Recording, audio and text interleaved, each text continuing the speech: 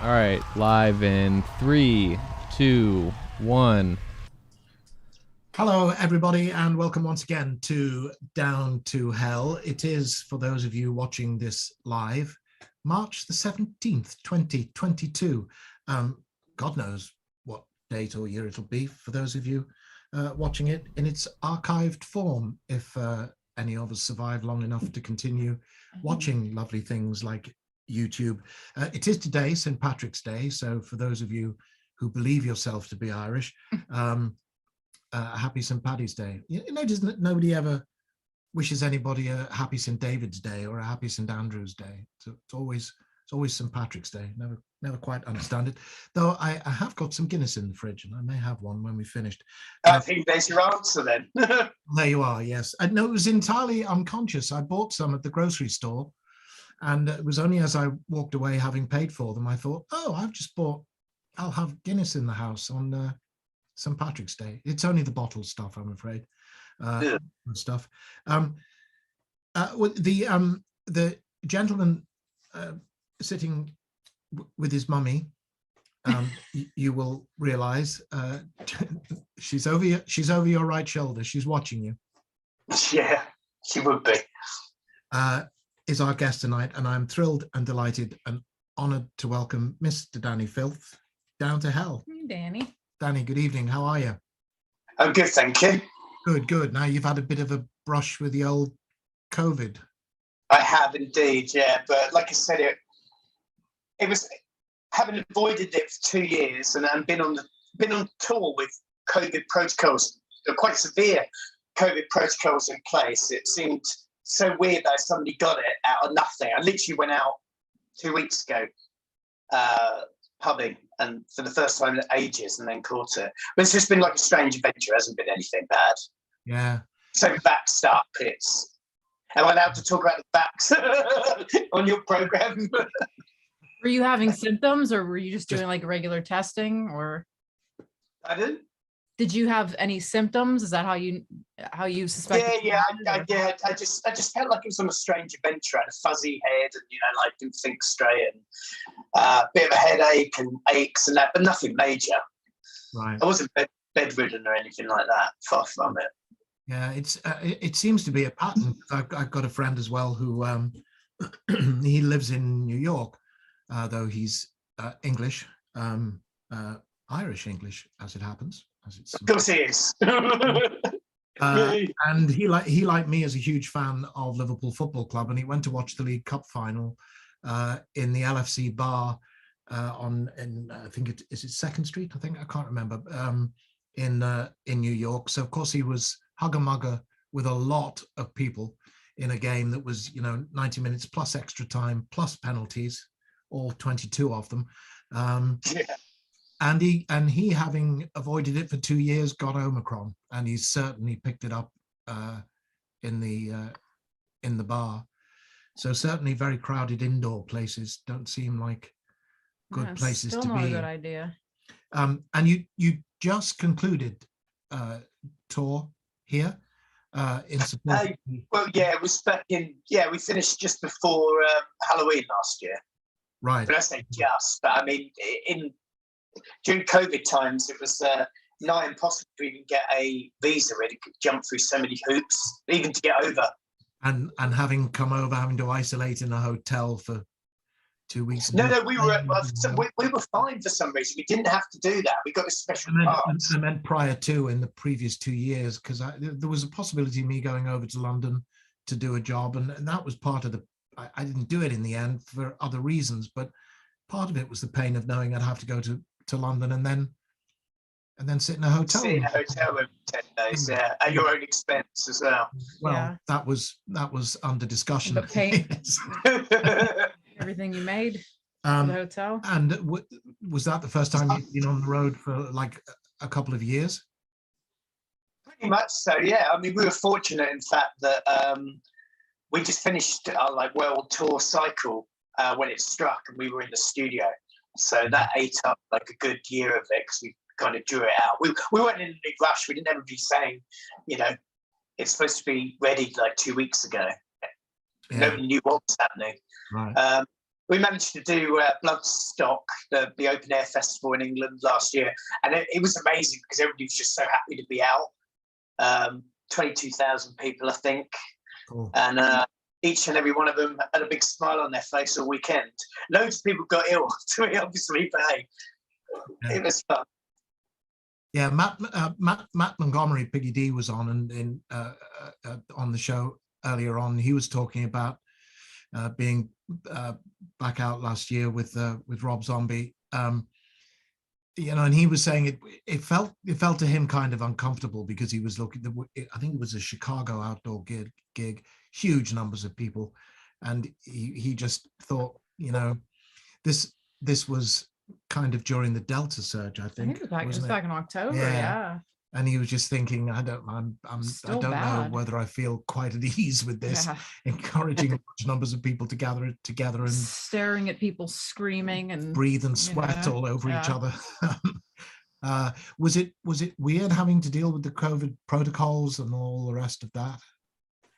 It was, but I mean, it didn't stop us doing the whole reason we do an American tour for is to visit. We do some gigs, but those gigs are like interspersed by visits to superstar destroyer sized Walmarts. And without the possibility of being able to do that, you know, there'd be no tour. So we still managed that. I mean, we're English, you know, like we've managed it for 2 years. So this is your message to your American fans. We only do the gig so we can make some money to go to Walmart. I understand.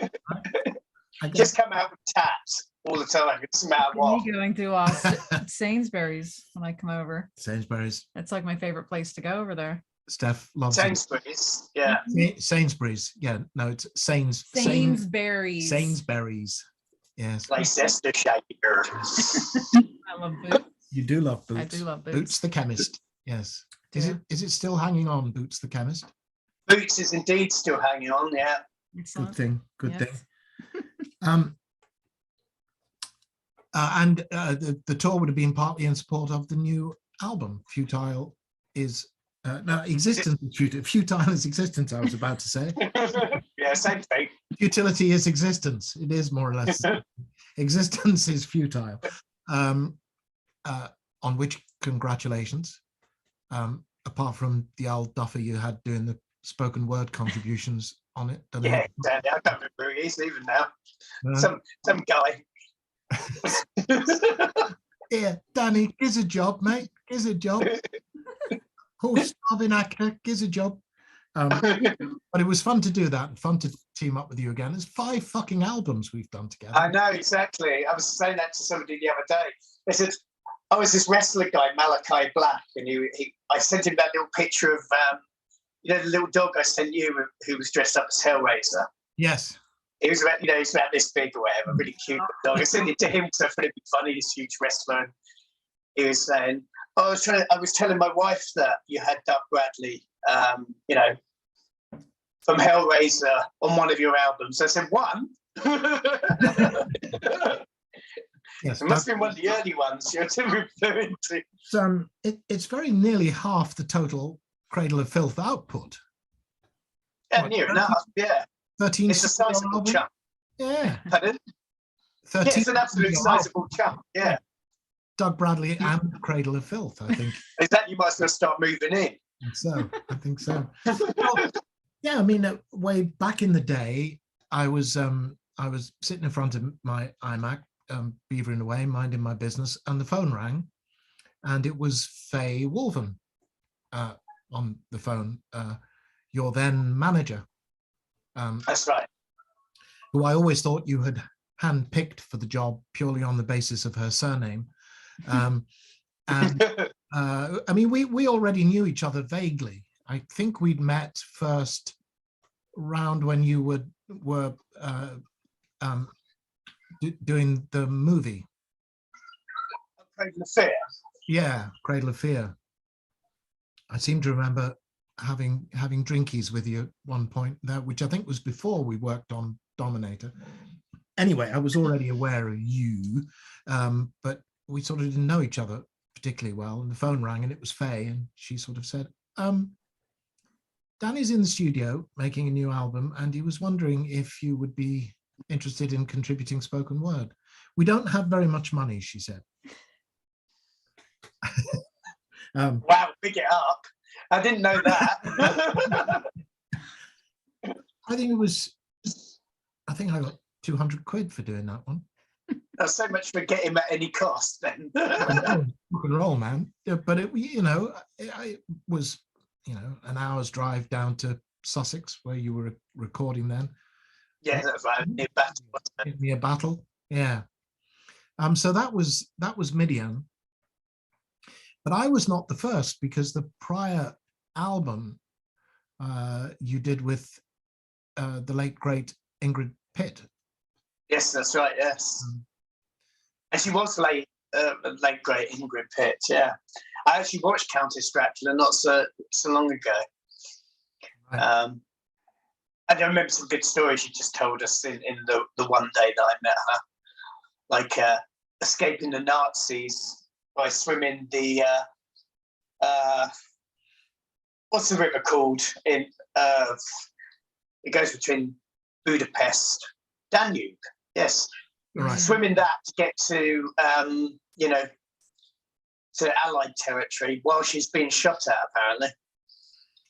Yeah, it's pretty dramatic, actually. I recommend her autobiography to people. A dramatic story. She didn't like the Germans too much, even in her later years. She was not well disposed.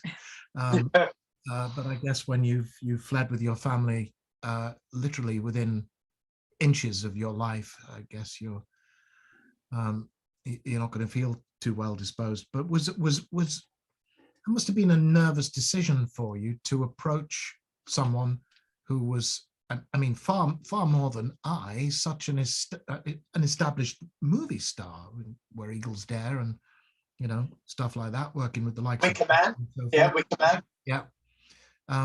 Was that what did that feel like an audacious move to ask her to? It did. It seemed like the right move, because obviously that whole record was about Countess Bathory. Yes. And and she joked about, it seems like I'm only playing the Countess, but the old parts. I was like, yes, the irony of that. Right. But she kind of, she was a force of nature. She's like whirled in, and she had like, her husband was like we joked that his name should be called Spitfire English. He was like this RAF. Tony. Yeah, RAF fighter, ex-fighter pilot. He had the kind of David Niven tash, didn't he? Yeah, and he just like a bit rosy, as if he'd had a secret little whiskey stash on him, and she was kind of, she was kind of very like a whirlwind. And he was kind of just sitting there nodding and looking very red, and she did all the talking. But if anyone stepped out of line near her, Tony was on it. He was a former racing driver as well, which kind of fit his whole. Yeah, absolutely, yeah. But she was wonderful. She was a beautiful lady. And Midian was great for me. I mean, I knew I liked your writing a great deal, and it was fun to try and get those words in my mouth. What I wasn't enjoying so much was your time signatures. I've still wrapped my head around. I seem to remember emerging from the recording booth and asking you if next time you could do something in 4/4 time. Rather than 23/17 time or whatever the fuck. I'm desperately trying to catch an on beat somewhere, but that was fun. Then I did Thornography and Nymphetamine and Godspeed. I'm impressed that you remember all those names. Yeah. And then, It's quite the collection. And then there was a long silence, and I thought, God, it just doesn't. And then so it was great when you popped up and asked me to do the new album, which is kind of climate change driven. Well, I think the whole thing's about existentialism. I think that song, the song in particular, yes, I would say that was our most astute socio-political song. Climate change, the usual man's destruction of the planet. Right. Slightly out of your wheelhouse too. I mean, Armageddon and the imminent destruction of the world is not out of your wheelhouse at all. But you tend to stay in, the world of imagination, fantasy, horror, etc., rather than coming into specific issues, which certainly the voiceover that I had, was basically a voiceover saying, if we don't change the way we're living, we're fucked. a friend of mine thought that we got David Attenborough on the record. Well, that was what you instanced. That was the note I got. That you wanted it a bit like David Attenborough. The problem was trying to talk like David Attenborough and keep up with the speed of a Cradle of Filth song, because is rather measured in his delivery. I could not be. I guess he's just got the luxury of animals acting randomly around him, and not around 17/8 back in track. Well, the country will go into full mourning when he dies, I think, won't he? I think so. But he'll be the one after the Queen, won't he? They'll probably give him a... Probably go Has at he the been same knighted? time. Yes, Oh, yeah. yes. Yeah, should give him I mean, he's like the Queen, he's been a fixture my entire life. I mean, I remember watching him on, children's television when I was a kid, where he just had a program in the in the studio where he'd have a lemur sitting on his shoulder and while he was feeding a crocodile or whatever, talking about different animals. Him and Johnny Morris, remember him? Yeah, absolutely. Animal Magic. Yes. And totally confuse everybody now. And then Terry Nutkins as well. Terry Napkins. No, Nutkins. Nutkins. Terry Napkins. I like Terry Napkins though. That's Terry Napkins. use that for an alias or something. I think I've seen those in Walmart. Good old Terry Napkins. And when you on your last tour of the Walmarts of America. Yeah. Yeah. They strike awe into a person when you walk into a Walmart. I'm not used to that. Yeah. I must say I still have it. The finest umbrella I ever bought came from Walmart. Walmart, right? Yes. Now, I don't go very often. When I do go, it's sort of that wondrous. Well, that's what I mean. When you tour around the States and you like, we need to get a Walmart. We don't need it, but we've got to go for Walmart. You turn around the corner and go, me. This one's like a super Death Star destroyer one. This is massive. Cheap. You can't help but buy it, and you go in for one thing, and you come out with 500 things. Yeah, rifles. Fish food. Yes. Doesn't really matter, does it? So as long as it's cheap, when you can get it elsewhere. Yes. So do you come on tour with several empty suitcases? Absolutely, yeah. I usually buy 6 of them in Walmart, funnily enough. Buy the suitcase in Walmart, yes. Well, when you're around, next time you're around our neck of the woods, we'll go on a Walmart trip together. Awesome. Pick up some Terry Napkins. Yeah. Terry Nutkins, I don't know. Terry cloth napkins. Terry cloth napkins. Yes. And you celebrated your 30th birthday. I mean, not you personally, Cradle of Filth. I was going to say, that was a while ago. Right, 30? Well, yeah, I don't know whether celebration is the right word for it. I mean, I keep saying, well, kind of no, because I always take it from the first, when the first album was released, that's when I kind of think that's when we're professional. And also it makes me 3 years younger. Which is always a good thing. Every little bit helps, Yes. So 1994, you kind of date yourself from yes, absolutely. Principle of Evil Made Flesh. Yeah, so we're at what, 28 years. All right. Sounds way better, way kinder. We'll delay the celebrations for 2 years. We'll Steph and I will meet you in a Walmart somewhere in America to celebrate 30 years. When When does music first intrude in your life? What's your first musical memory?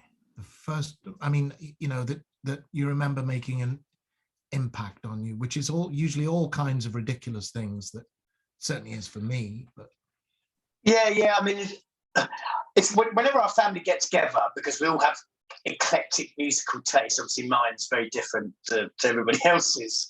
We kind of connect on 80s music, and I think that's the third. Because my dad was always a reggae collector. He always had, you know, like record collector magazines. He always everything in those little replacement vinyl like sleeves, and people ran around with funny smelling cigarettes.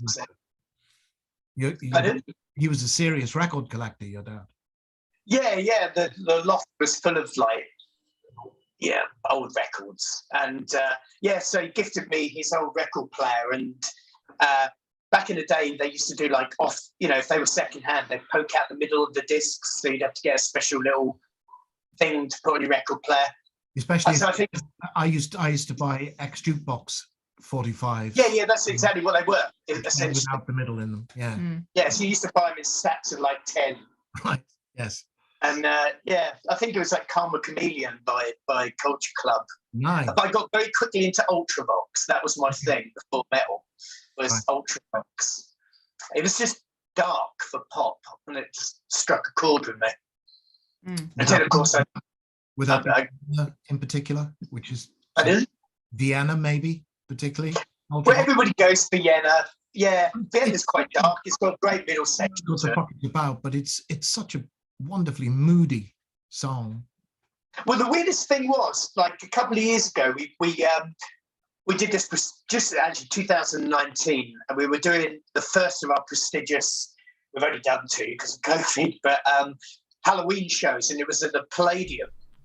And we got there the night before, and we secured a hotel right next door. My hotel room looked over where they, right near Liberties, in fact, opposite Carnaby Street. They have like a bit that opens up so you can drive into the stage and get a PA and everything in there.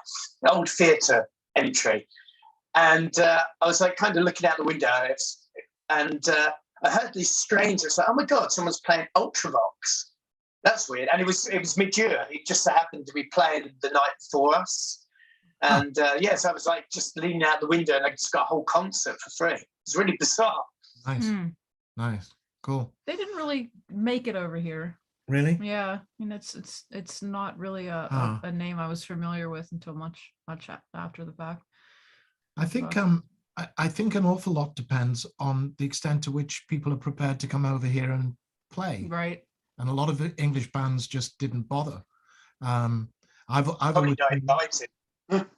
always been a big fan of Paul Weller, of all his music, from the Jam through the Style Council, and his solo stuff as well, which I know gets labeled dad rock a lot, but I disown that label. He played here a few years ago, not that many years ago, in not a very big venue. Yeah. And it wasn't full. And he he has a tendency in the grumpy direction, famously. And he sort of, he started by thanking everybody for coming out, and he looked around, he said, "Where's the rest of the bloody town?" And I wanted to say to him, it's because actually nobody knows who the hell you are. I didn't before I met you. I'd never heard of him. And I would say, oh, I'm going to see Paul Weller. Who? The Jam? A few people remembered that. A lot of people didn't even really know the Jam over here. Whereas, they probably thought he was the guy who played RoboCop. Peter Weller. Yes, different Weller. Doing music now, is he? Whereas everybody here knows the Clash and Joe Strummer, because the Clash worked America, worked it hard. Yeah, absolutely. Yeah. I think that makes the difference. I think if you ignore this country, it ignores. Yeah, of course. Yeah, absolutely. Yeah. Well, it's like nobody knowing who Pulp and Suede are here. Yeah. No. Very, very rarely do I run into anyone. Did Pulp not tour here back in the day? Not really. Huh. No. Strange, isn't it? Everybody would want to. It's such a huge and important. Well, you see what market. happened. When we went to see Pulp. They actually came to Radio City Music Hall, 2011, I think, and sold out 2 nights.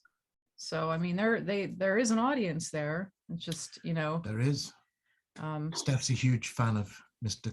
Cocker and yes, and Pulp. yes.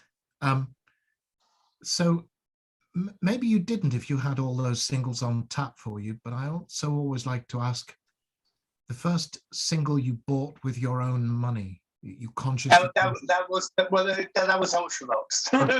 Right. It was the collection, yeah. That was the first thing I actually bought with my own money, yeah. Mm. And the first album?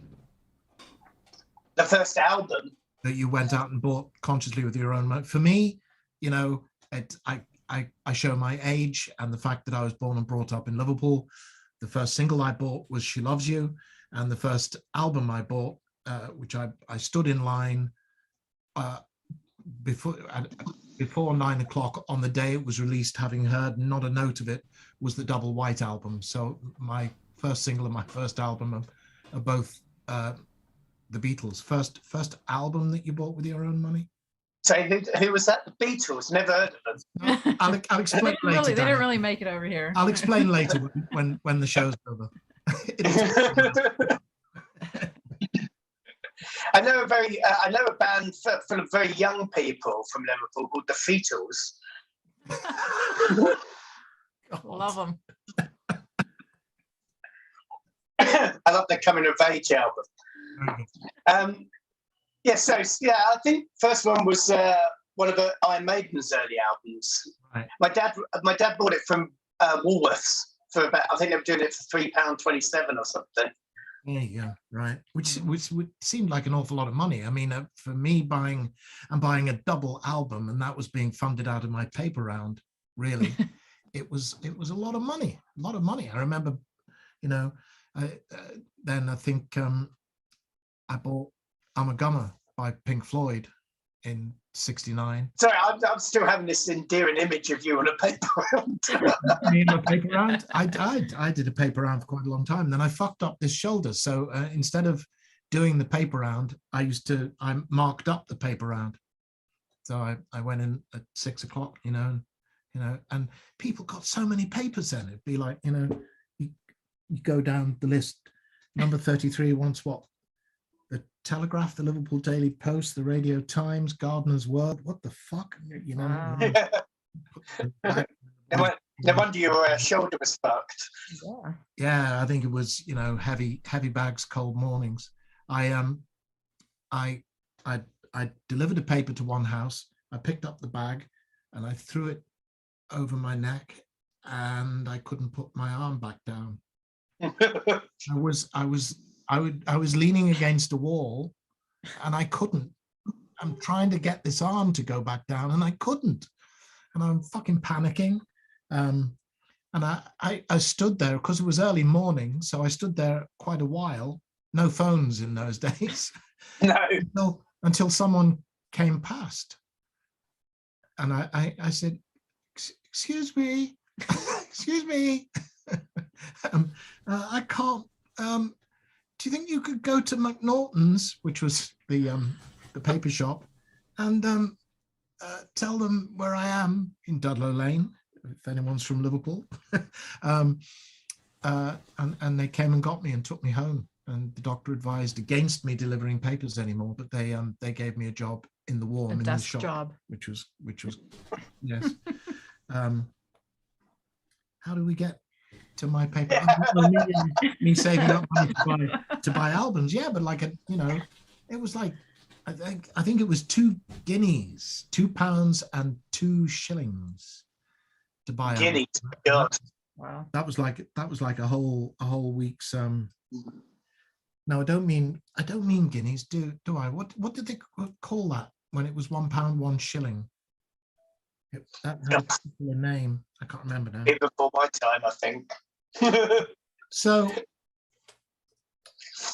very quickly, metal has erupted in your life, because you're talking about Iron Maiden quickly being. Yeah, no, very quickly, yeah. my cousin was really into metal, and I met some guy at school who was into metal, and I was at that point starting to get into watching horror movies, and the two just clicked. I suddenly found my forte. It was like, yes, this is what I was after. And were Maiden the biggest influence on you? I mean, I guess Black Sabbath must be. Actually, I got into it a bit after Black Sabbath, and I know it's contrary to everybody's belief. That I was never really into Black Sabbath.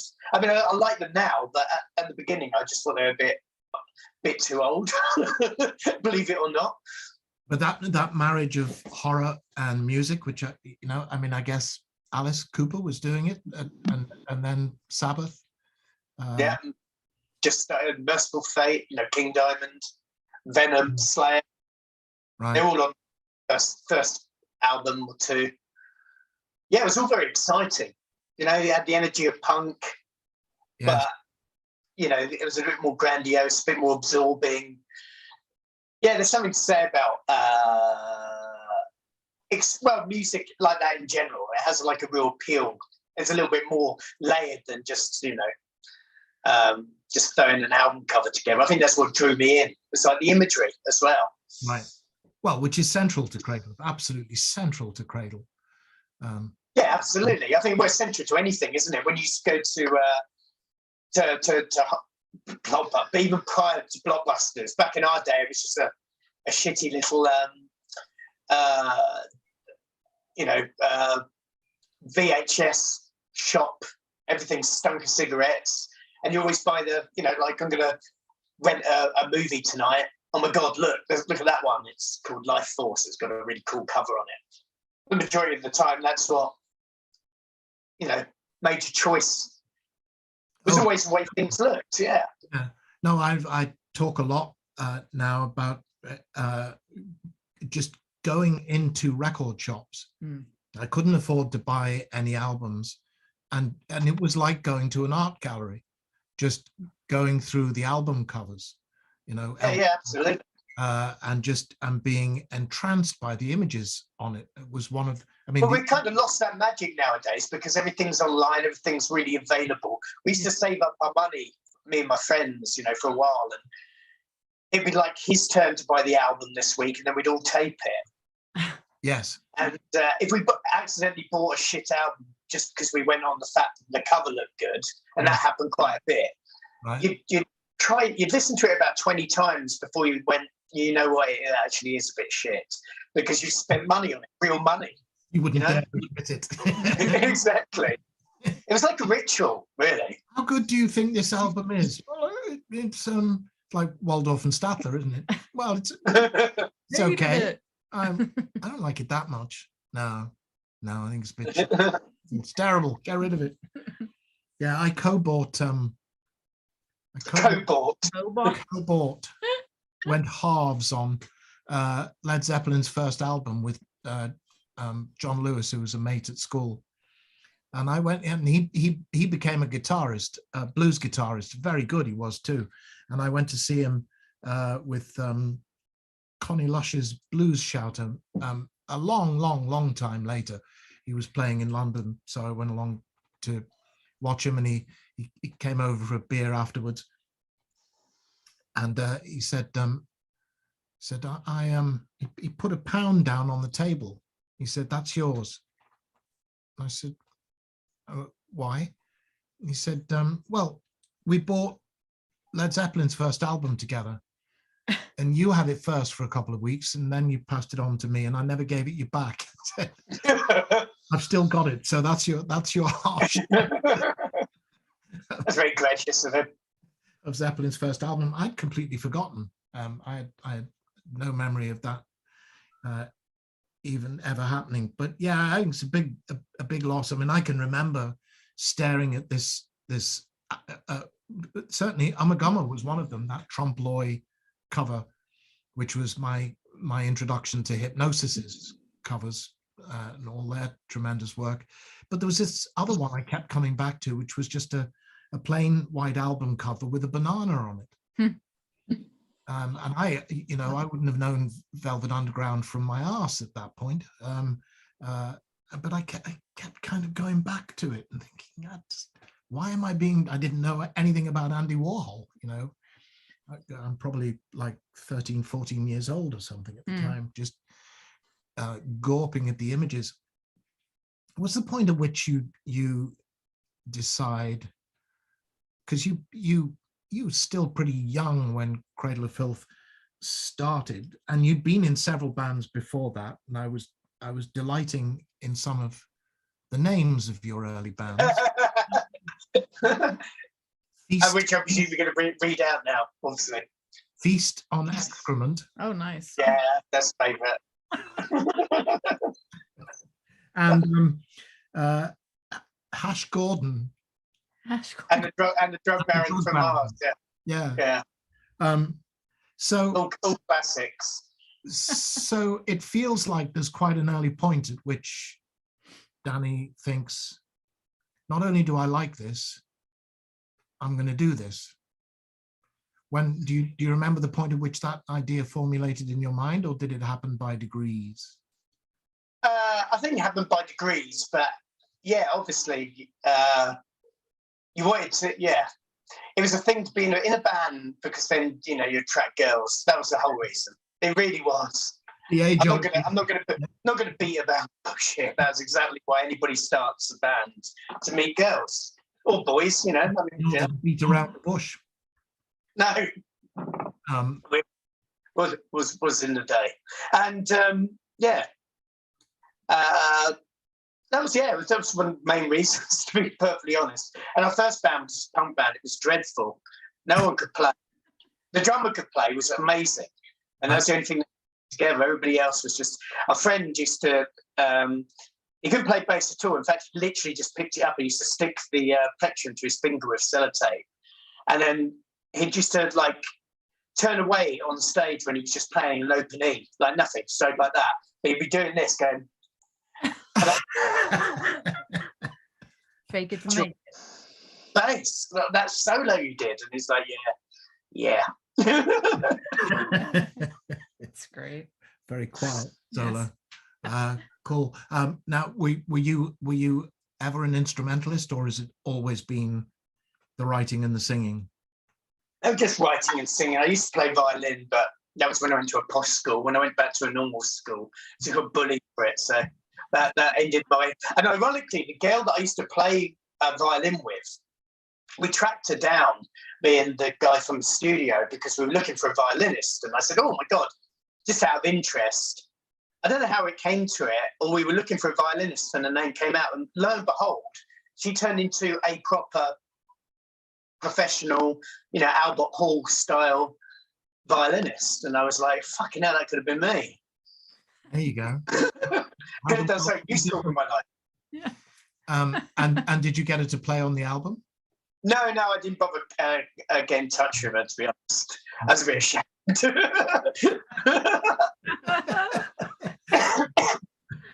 I learned the violin too, briefly.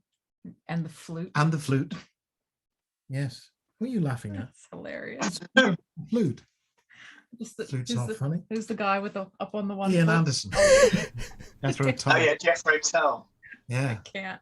I can see you doing that, to be honest. Well, I certainly used to do an impersonation of him back in, and living in. So can you still play the flute then? I probably could a little bit. I mean, There you go, Steph. You know what the Christmas present is this year. Just thinking it. Oh, I was like, God, I'm going to buy you a I was flute. gonna say, is there a flute in the house present?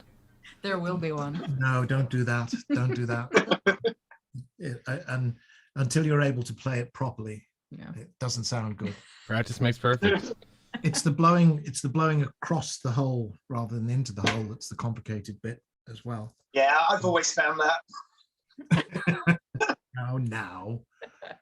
Ooh, Mrs. And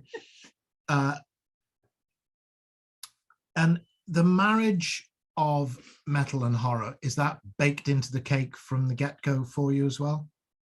I think so. And just prior to actually getting into metal, I always say this, it's just like my favourite story that explains a lot. Do you remember there was when Michael Jackson released Thriller, they actually brought out on Betamax, which is like the posh version of VHS, didn't go anywhere. They bought like the making of, and it had a whole thing about John Landis who produced it, and then they showed some clips of American Wealth in London. And at that point, I was like, "Oh my God, yeah, Dad, let me watch this." So he hired it for us, and it was a particular night where he went out to pick my mum up, who was doing a PTA meeting or something. And everybody, I've got 2 sisters and a brother, they were both out, and he was picking them up. So I was there on my own watching American Wealth in London, which is a black comedy. But I didn't think it was a comedy at all. Literally, when you're 8 years old, that's brutal, especially like the dream sequences with the Nazi werewolves, or when he's in bed and like he sees himself, and it's all very sudden. He keeps waking up. Oh my God, I was absolutely about that first transformation sequence. I was terrified. I was absolutely terrified. When my dad came back, he was scratching around the walls of the house, and I was like, proper Doctor Who moment, hiding behind the sofa, and I loved it. So it terrified me, but I loved it, and I was like, I'm going to watch Evil Dead now, Right. And was that immediately a desire to want to feed this into the music? Well, no, at that point I hadn't even got into metal, but it was just a very quick transition from,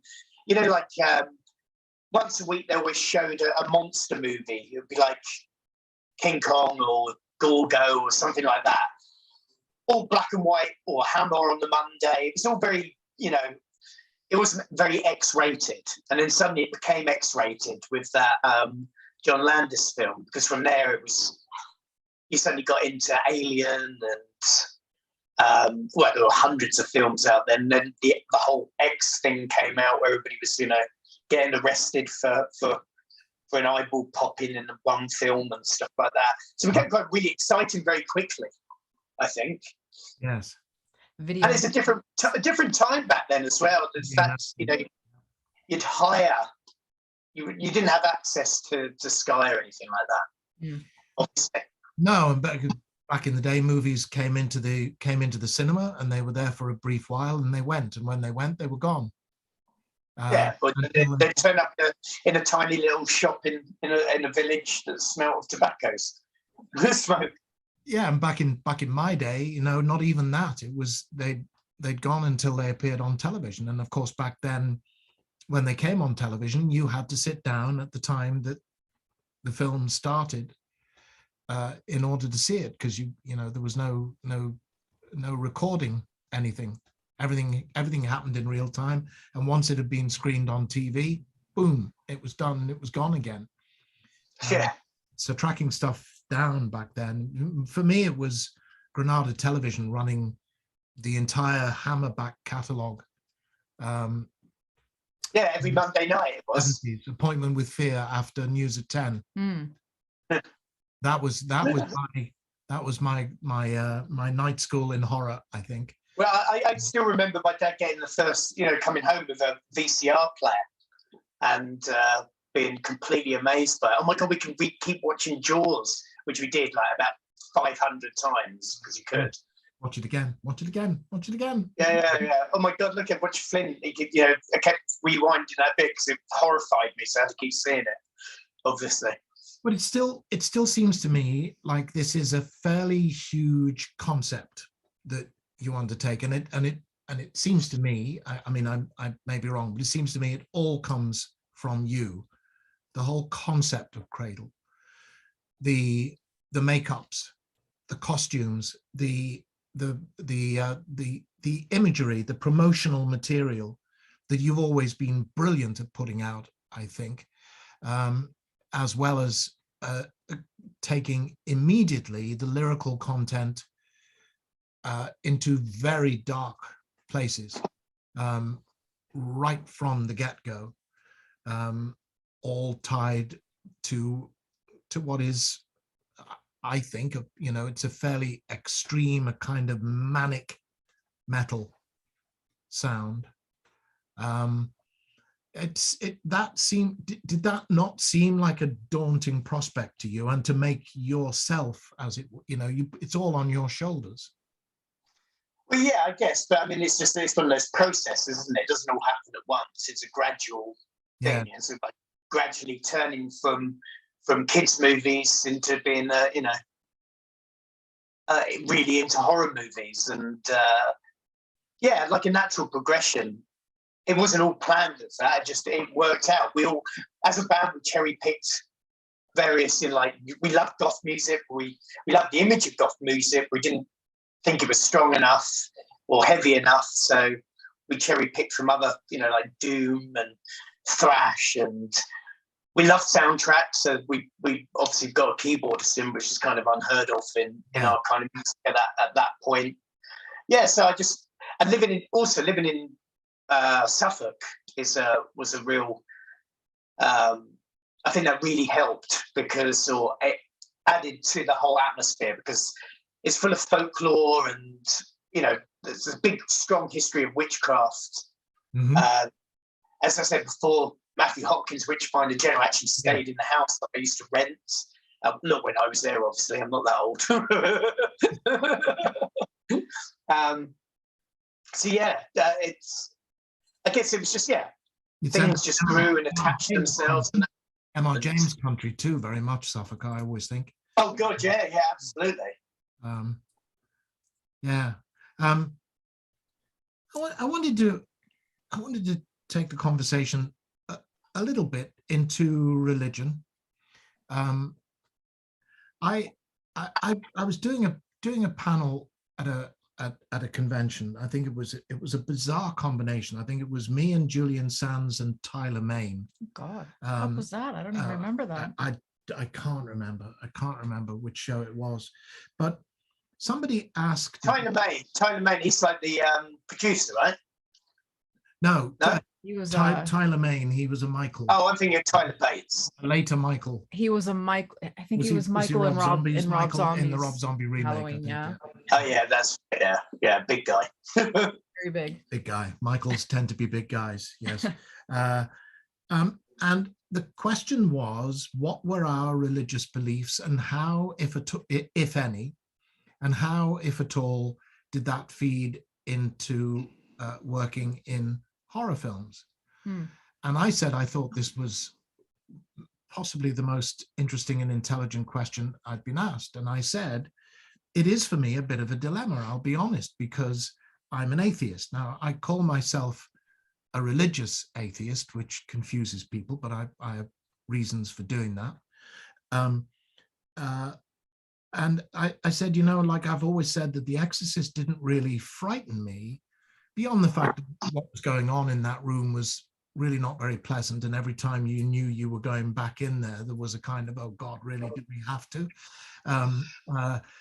But it didn't really frighten me, I think, because I don't believe in the devil and I don't believe in demonic possession. So I wasn't afraid that this was going to happen to me. And I talked, quite a lot about how much horror depends on Christian iconography and or the subversion of Christian iconography, and how I relate to that personally. I don't want to ask you the fatuous question, which I know gets thrown at you a lot, oh, you're a Satanist, you must be a black Satanist. Do you drink cockerel's blood and sacrifice virgins? You may well do those Only things. On Wednesdays. Only on Wednesdays. But it's Thursday today. We're Thursdays. Okay.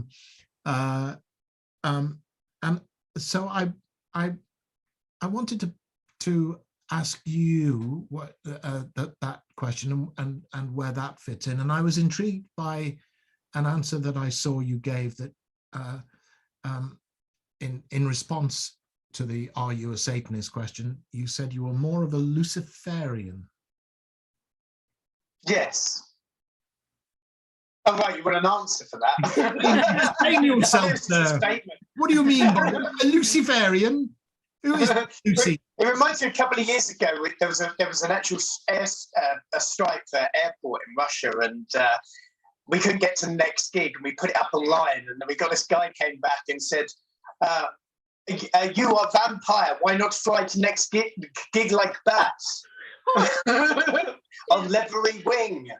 Be like that. Well, we didn't think of that. We said, but our leathery wing doesn't carry all our equipment. So anyway, so You can only fly at night, which is a problem too. You have to wait for the sun goes down before you can take off. Yes. So why did I say Luciferian? Well, because I think, and generally, what your religious beliefs, if any, are, and how that feeds into the iconography and the imagery and the symbolism that you deal with in Cradle's material. When we were young, my mother always used to get us into Christian schools because they were the good ones. Right. The Church of England schools. And to do those, you had to pretend you went to church, which my mum did a couple of times, and then got on the PTA and that, with zero religious beliefs. But that was the way you did it. And subsequently, because of that, I was always, getting the teachers or the clerical teachers' setting their teeth on edge all the time. And she was always trying to force me into things like communion. What the fuck is that? It's something you do when you're 13, 14. And it was awful. It was like the violin lessons, everything smelled funny. And you just didn't want to be there. So you just made light work. Right? And that was basically it. At first it was like a rebellious thing. And then when heavy metal came along and it had all this great imagery and, of devilry and everything, and living in a village that was full of myth and superstition, and it just seemed the right thing. Just with horror movies as well, it was like a massive, obvious coercion into this new realm of possibilities. And it was kind of rebellious. And I think there was a whole thing about the Luciferian thing. It was more like the Lucifer of old. A sort of more of a rapscallion, more of a rebellious nature, not full-on Satanism and blood drinking. Although the imagery of that is great. It's like a scarecrow. If you told someone you're a Satanist, they're obviously going, "Oh my God," Mm-hmm. And I think that was the appeal of it at first. But I've studied loads of different religions, and you can cherry pick, as I did with music, little bits you like from all of their iconographies and all of their ideologies, and you'll find that in some belief systems, they're all pretty much the same, to be honest. Yes. Apart from atheism, yes, nihilism. There's not much about nihilism I like. Lucifer, and of course, Lucifer's name means bringer of light, as opposed to bringing the darkness. And in Milton's vision, because of course there's nothing to do with Lucifer in the Bible at all. Or really Satan as we tend to understand him is not really present in the Bible. It's all created by Christianity because they need a black hat to fight with their white hat on. And Milton, so Lucifer is the angel who rebels against the dictatorial nature of God's rule in heaven, and for his sins he's thrown out of heaven and given earth to rule over, or hell. And Milton gives him that. Birmingham. Yeah, have Birmingham. No, not Birmingham. Anything but Birmingham. Give me Coventry. No, Birmingham. It's that ring road. It does my head in. And Milton gives Lucifer in Paradise Lost that line, which I guess would resonate with you, that it is better to rule in hell than serve in heaven. Yeah, we actually called the song title "Better to Reign in Hell" after that. In fact, right. That he was just a rebellious spirit, and I just identified with that more. It's like our infamous T-shirt. Everybody says, "Oh my God, that was such a big satanic statement." And when we came up with that, which was just purely by chance. Oh God, I'd forgotten about this. Was this a Jesus is a cunt? Jesus, yes. We can say that. We can say Can that we? on YouTube, but we can't say COVID. We'll Oops. find out now whether we can or not. Now we've said them both. Yes. Jesus is a C word. Jesus is a C. Yes. and when we came up with that, we were rolling around in stitches because we just thought it was just a very funny thing to say. And it wasn't so much because it was Jesus, it was just because there's an authoritarian figure that everybody looks up to. Yes. It could have been easily Hitler or whatever. It just wouldn't have hit the right nerve. Yeah. And of course, we thought it was very anti-establishment. And yes, satanic, because at that time people were genuinely worried. There was kind of the second round of satanic panic going on at that. Yeah. So late 70s was the first one. And I guess that's where bands like Sabbath, came out of. So was the T-shirt prosecuted? Oh yeah! Oh my God! It still keeps going on. That recently, I say recently. When I say recently, it's always you've got to think a 2-year gap for everybody. By the way, have you seen how much some of your T-shirts, your vintage T-shirts, go for? I have, yeah. I kick myself. I didn't keep loads, right? Hundreds and hundreds of dollars. This is a whole world that Steph discovered. Yeah, the vintage T-shirt recently, world. The world of vintage T-shirts. It's crazy. It's pretty crazy. The amounts. Yeah. Well, people collect anything, don't they? To be honest, they spend the money too. Bless them. This is like thousands of dollars people are spending on vintage rock and roll T-shirts. Yep. Yeah, absolutely. Yeah. So anyway, a couple of years ago, there was a exhibition in New Zealand, in Auckland. And for some reason, our T-shirt was there, and it was in a special, squirreled away in a special section where you had to be 18 to get to it.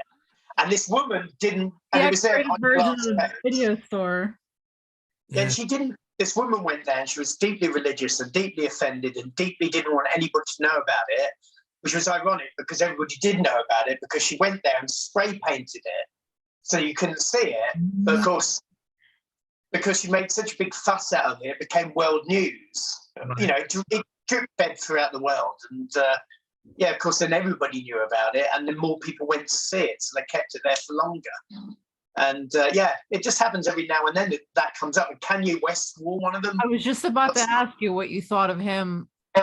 I would find it very hard to believe that he has ever listened to your music, but he was. No, of course not. No, but I wouldn't be so stupid to think that. But I don't know. Obviously, other people like the art of rebellion as well. Right. Well, people in more of a prominent position. Yeah. Right. So it's a freewheeling cherry picking of symbolism and ideas that you're not necessarily trading as a reality, which is the bit that particularly religious people, I think, can't understand. I've always said that I'd have a much easier relationship with Christianity if it would accept that, as you say, there's not actually anything new in the Christian story, particularly if you look at the details of the life of Dionysus. For one example, it's almost indistinguishable from the life of Jesus. But because there is this overlay of unchallengeable divinity going on, they want me to believe that all of this really happened. And absolutely. That's the bit I can't go to. And I always said, it seems to me that Hinduism slightly more understands that it's in a mythological landscape and it's dealing with symbolic ideas. That's it. That's symbolic. Symbolic. Absolutely symbolic. Yeah, I think so. Load of symbolics. And the fact that they can't get their head around it in this day and age. Yes. And the I've been desperately trying to avoid talking about the current, situation in Ukraine, but I was just about to make but I was just going to say it's about these, watching various news channels, not just sticking to one and believe in that, but when I see these people being interviewed in Krasnodar and these far-flung reaches of Siberia and asked about the conflict and not the war, because that's, not the dumb thing, and it's not supposed to be a war, and they just have this a very similar staunch, almost Christian belief in what's going on, despite all the evidence to the contrary. They just have this unswerving faith in which is tantamount to a dictator. You know, it's like my auntie's affiliation with Boris Johnson. I mistakenly sent them a funny card for one of their birthdays during the lockdown, and it was that one with Boris Johnson was like,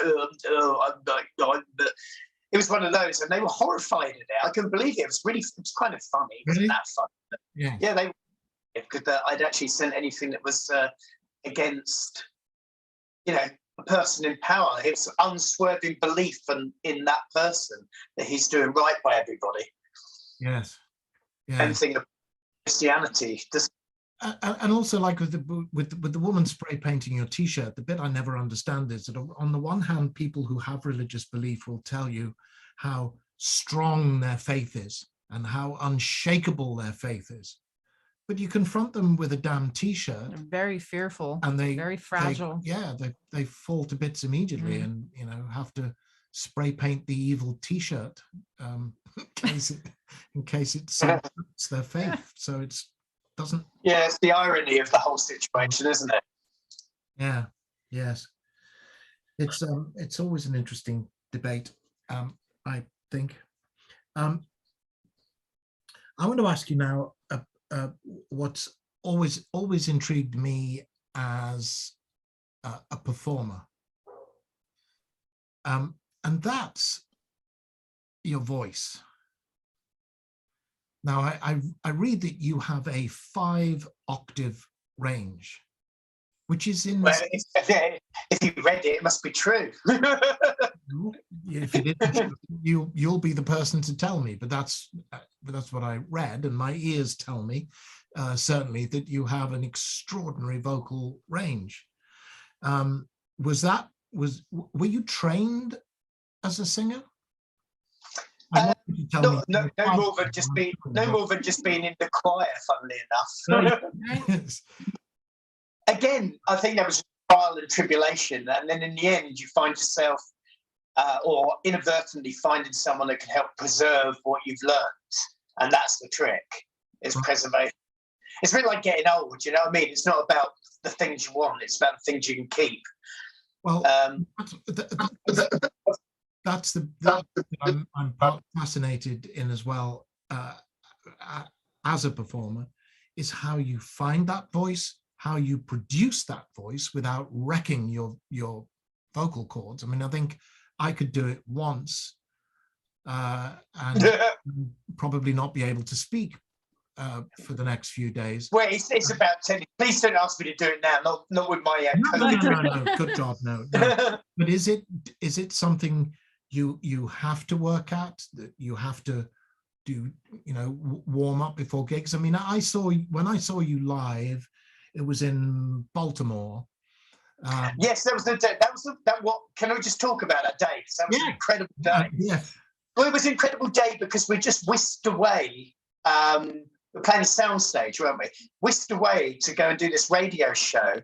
And the guy said, "Oh, you do realise that your friend's just around the corner at this Comic Con?" And I went, "Who's that?" He said, "Doug Bradley." And it's not just Doug Bradley. It's like they're doing the whole of the Hellraiser reunion. I thought you knew this. I thought this is why you were here. And I was like, "No, I didn't." He said, "Oh, remember he drove us round?" And it was quite an amazing day. It was just very unexpected.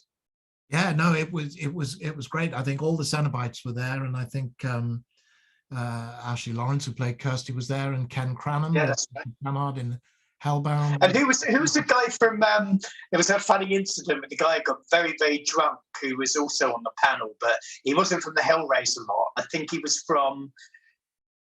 one of the soldiers. He was the guy who gets ripped apart. I can never remember his name. He actually signed me something because I bought him a cocktail. Apparently, after we left, he caused a bit of trouble. He gets ripped apart in the Dawn of the Dead. God. He's the guy who gets completely pulled apart. Don't know who that He's was. I feel you're pressuring me. I don't know. If it was the Dawn of the Dead panel, I assume I wasn't there because I don't. We had a drink with him. He was a bit pissed, and then you told me later on when you came to the show that later on I spoke to you about it. You know, in one of your many visits to us, that he kicked off or something and he got thrown out of the whole convention because he was just really pissed and untoward. Joe Pilato, someone in chat says yes, that's it. Okay. Yes, I think that's the guy. Don't know who that is. Right. Yeah. Well, we'll move on. Yes, it was great fun too because you arrived looking very fetching, I may say, sporting if I remember correctly, kind of pale pink and purple dreads with contact lenses to match. And it was great kind of just walking through the convention with you. I think I left my table and you were there. Was it Paul or Dave? Dave Pybus was with you? Yeah. Yes. We went off to the bar to have a drink and a chat, and you'd be walking past people and you'd just be aware of fans kind of, you know, talking to each other and walking past, and then they kind of stop and go, "Hey, what? Hey." You're looking back over their shoulder. I think Dani Filth just walked past us. I'm not quite sure. What's he doing here? Exactly, I didn't know. and then you were playing in Baltimore that evening, and it was the penultimate night of your US tour. I think you were closing in New York the following night, and the voice is pristine. And that I've always wondered, what is that natural or is it trained? The ability to produce that voice, and in particular, you have two very distinctive voices, which is the deep growl and the extreme falsetto that you go to, and you're full on for the entire time. There's no, you know, there are no ballads in here. No, I know. I mean, what are the protective measures you take to not completely destroy? Well, it's about technique. It literally doesn't hurt the slightest. It's just something. Obviously, it did in the beginning. You just learn. You know, it's like learning a craft. And then I actually at one point did get like tendonitis. It's not. I don't even know the term it, but it's like tendonitis or tennis elbow or tennis throat. That's pretty scientific. Yeah, I got bowel tennis throat. Cannot get. Well, so yeah, I went to see this guy, and he just literally deals with opera singers, and it's all about massage, and he actually, funny enough, took me around to he like studies in. There's only a few of these people in the world. He went to study in like Munich, and he actually now lives in Tel Aviv. But he was taking me around to all his students and using me as kind of a like play the song, and they'd say, "How long do you think this guy's voice could last?" And they'd be like, I don't know, a week, maybe a month, and he'd be like, "Well, actually, under my care, he's been doing this for X." Yeah, he was quite proud of the fact. But yeah, he just taught me how to look after it. And yeah, a steamer. I always have a steamer at the side of the stage, which is great. Okay. Don't drink water. Water always dries your throat out, or alcohol. Don't ever drink alcohol on stage. I'm not saying that I have, of course, I'm no angel, but. Yeah, there's all these other things that you do. They just become part and parcel of that whole thing. You know, like you can have coffee, but coffee will dry you out. And you kind of don't have milk and stuff like that. You know, so after a while, you just learn the tricks of the trade, and you know what works for you. And yeah, it does get. If you're like 10 weeks in America on tour, obviously, it's going to get a bit. You just have to balance yourself and work out what's going on. And yeah, we try not to do anything more than 5 in a row. That gets a bit much, especially if you're playing like an hour. We usually play like an hour and 3/4 a night if we're headlining, which is most of the time. Yeah. Right. Should be easier on our forthcoming tour because a lot of the dates are supporting Danzig, and so we're only going to be doing an hour. And I'm like thinking, yes, just an hour. Right. Okay. Cool. Yeah, it's interesting, and lots of people have go in different directions with that. Now the milk is because of not coating the vocal cords, right? That makes you mucusy too, doesn't it? Yeah. Milk. Dairy. But it just makes your voice like salivate in the wrong way, and it's hard to explain. Some Right. people actually use it, but there's all different techniques, and it's very hard to explain. And also, I don't really want to explain. Somebody keeps asking me all the time online. I'm doing these cameo things as well, and they say, and they was like, get really tricky questions like, "Can you show me exactly how you do it?" And I'm like, no, sorry for wasting your money. Yes, tricks of the trade. No, absolutely. I always go to Lon Chaney Sr., who not only never answered a fan letter in his life, they all went straight in the bin, never paid any attention to them, but he would never talk about his techniques. I was actually reading about him today. He was very famous for his transformations, wasn't he? He actually did his own makeup. Yeah, Phantom of the Opera and London After Midnight, which is kind of lost, in which he plays the vampire, where every tooth is sharpened to a point, not just. Yeah, he looks a little bit like Sardonicus, doesn't he? He's got really strange. And the Hunchback of Notre Dame as well.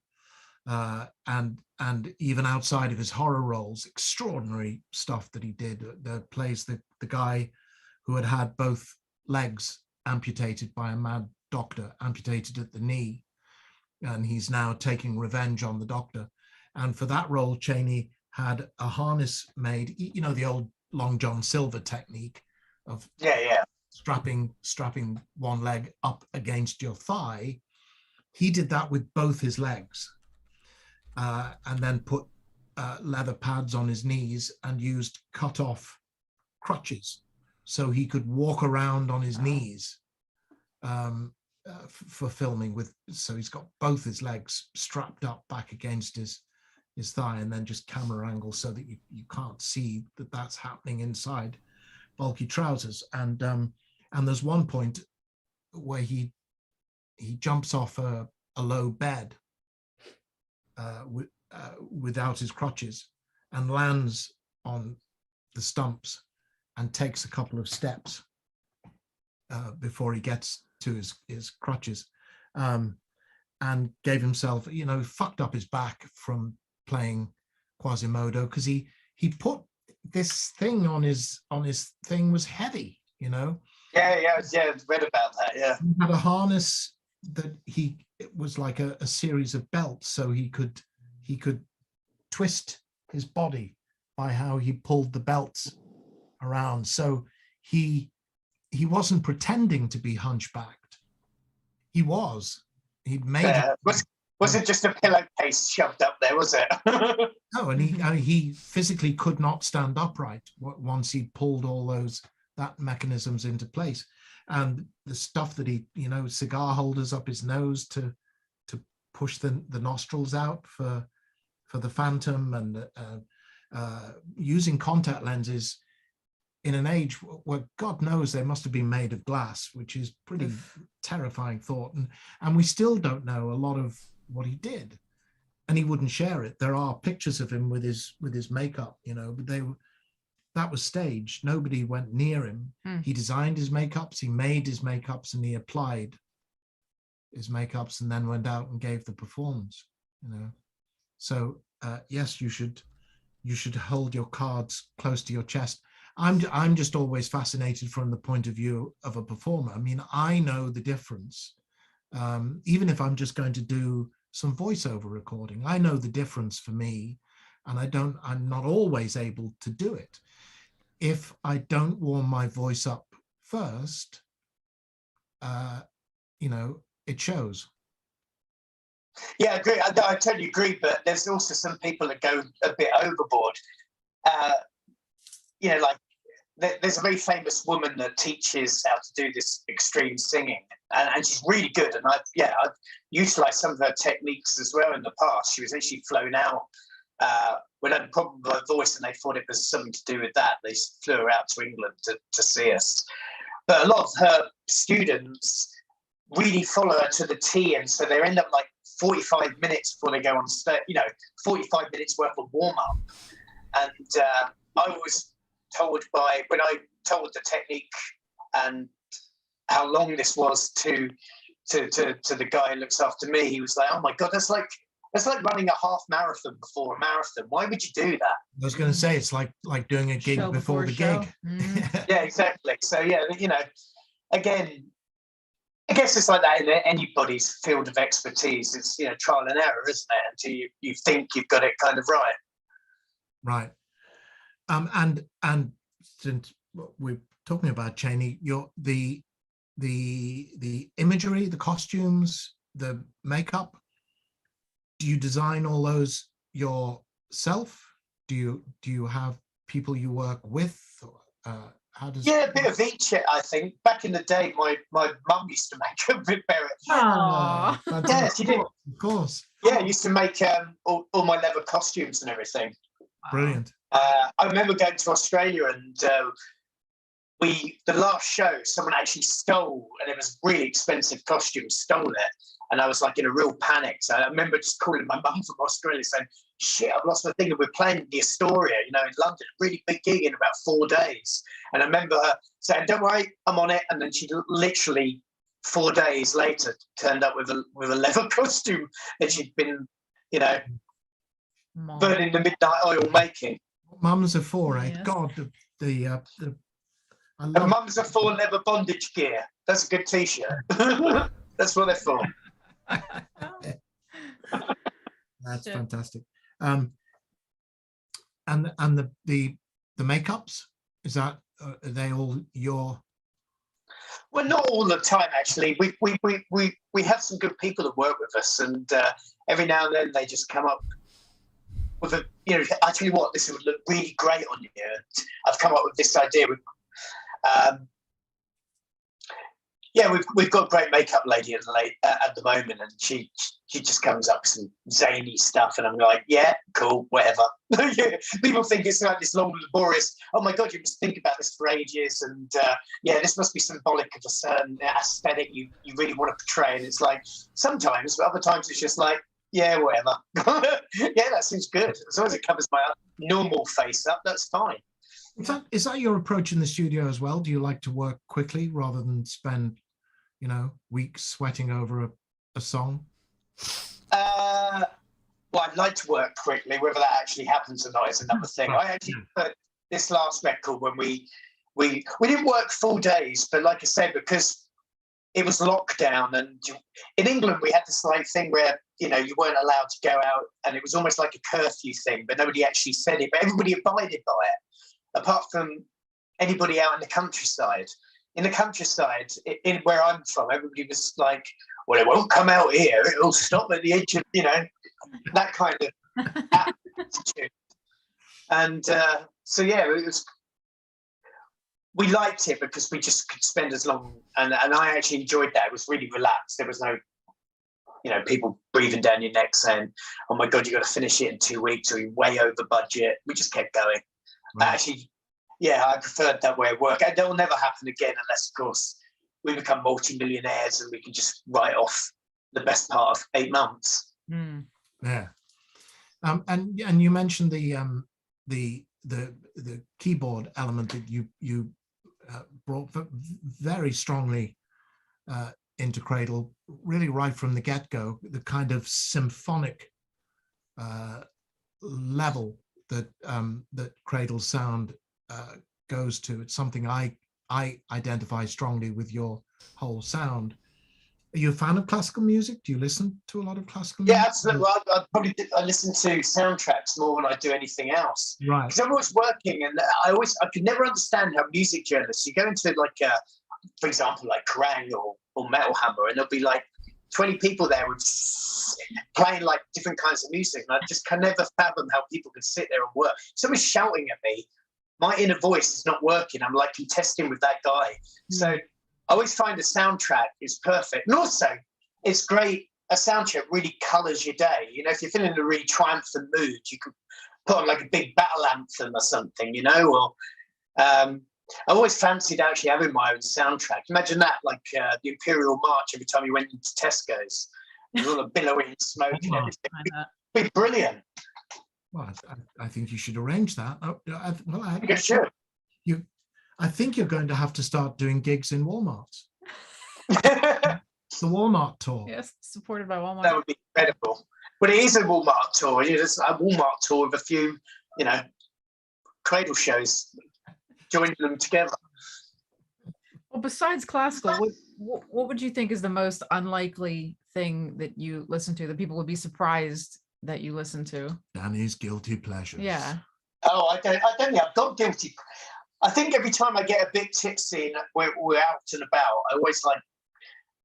there's always like a go-to 10 pop songs. And I don't know, like, it's always Justin Timberlake, Sexy Back. That's a common denominator. It always ends up like you think, oh no, I'm a bit pissed. I can't think of anything else to put on. And then I always go up to and say that, and people give me the weirdest looks. But you're not going to confess to being, like a soft ballad fan or a... There's nothing wrong with a good 80s ballad. No way. Well, Because the 80s. Alone by Heart immediately springs to mind, or Thank you. Poison by Alice Cooper. Can't be that. Okay.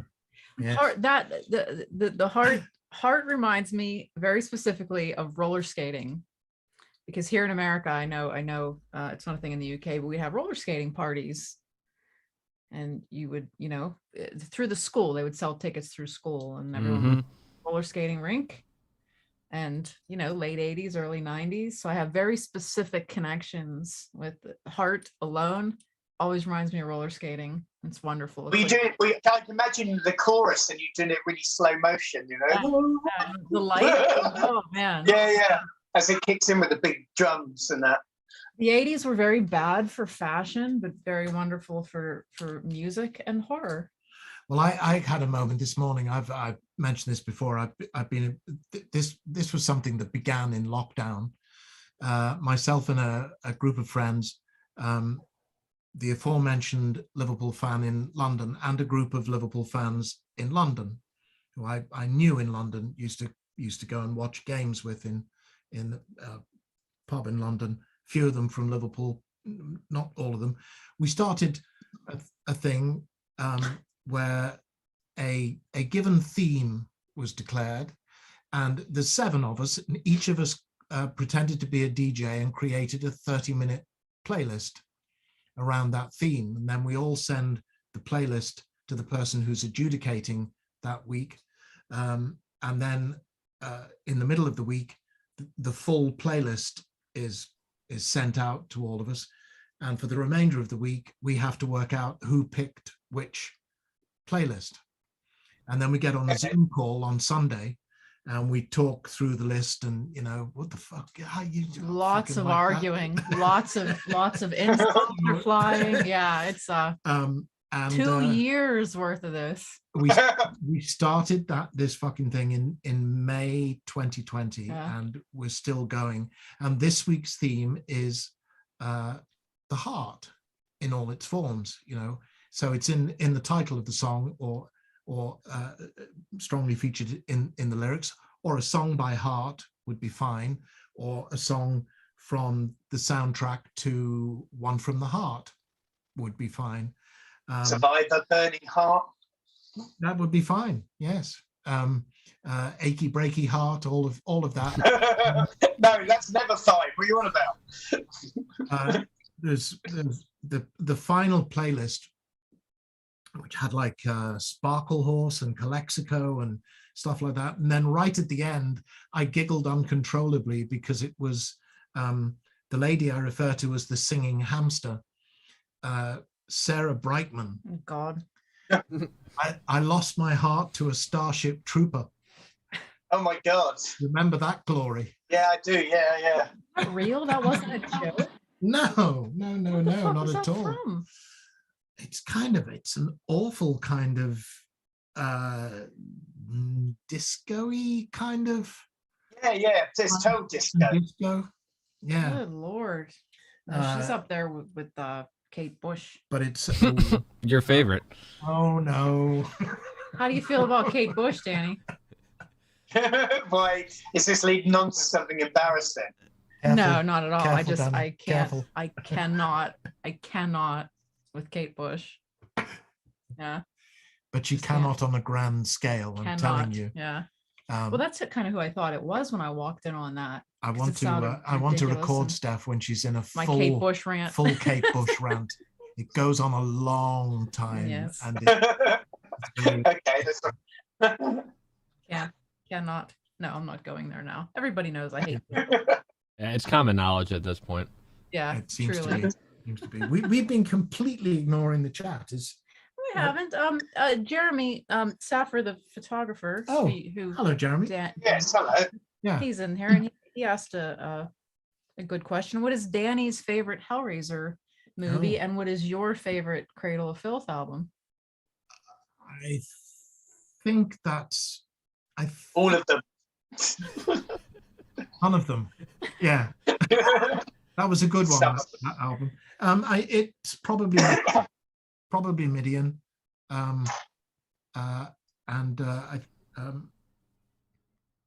Well, bits of all of them I like. Look, I mean, it's not entirely my cup of tea. This is nothing new. I've told you this before. You know this fairly well. I'd love to hear it again. I really would.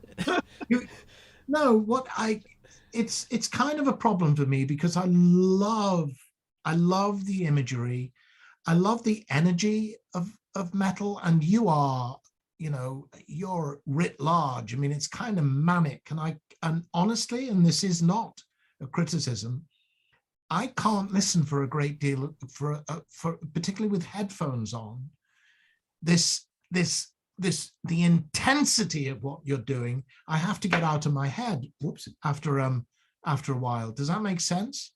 I can't. Yeah, I understand that. Yeah. But I think nymphetamine I like too. But there's quite a lot of Godspeed too. I think that's an underrated album, Godspeed. Right. What's your favorite of your albums?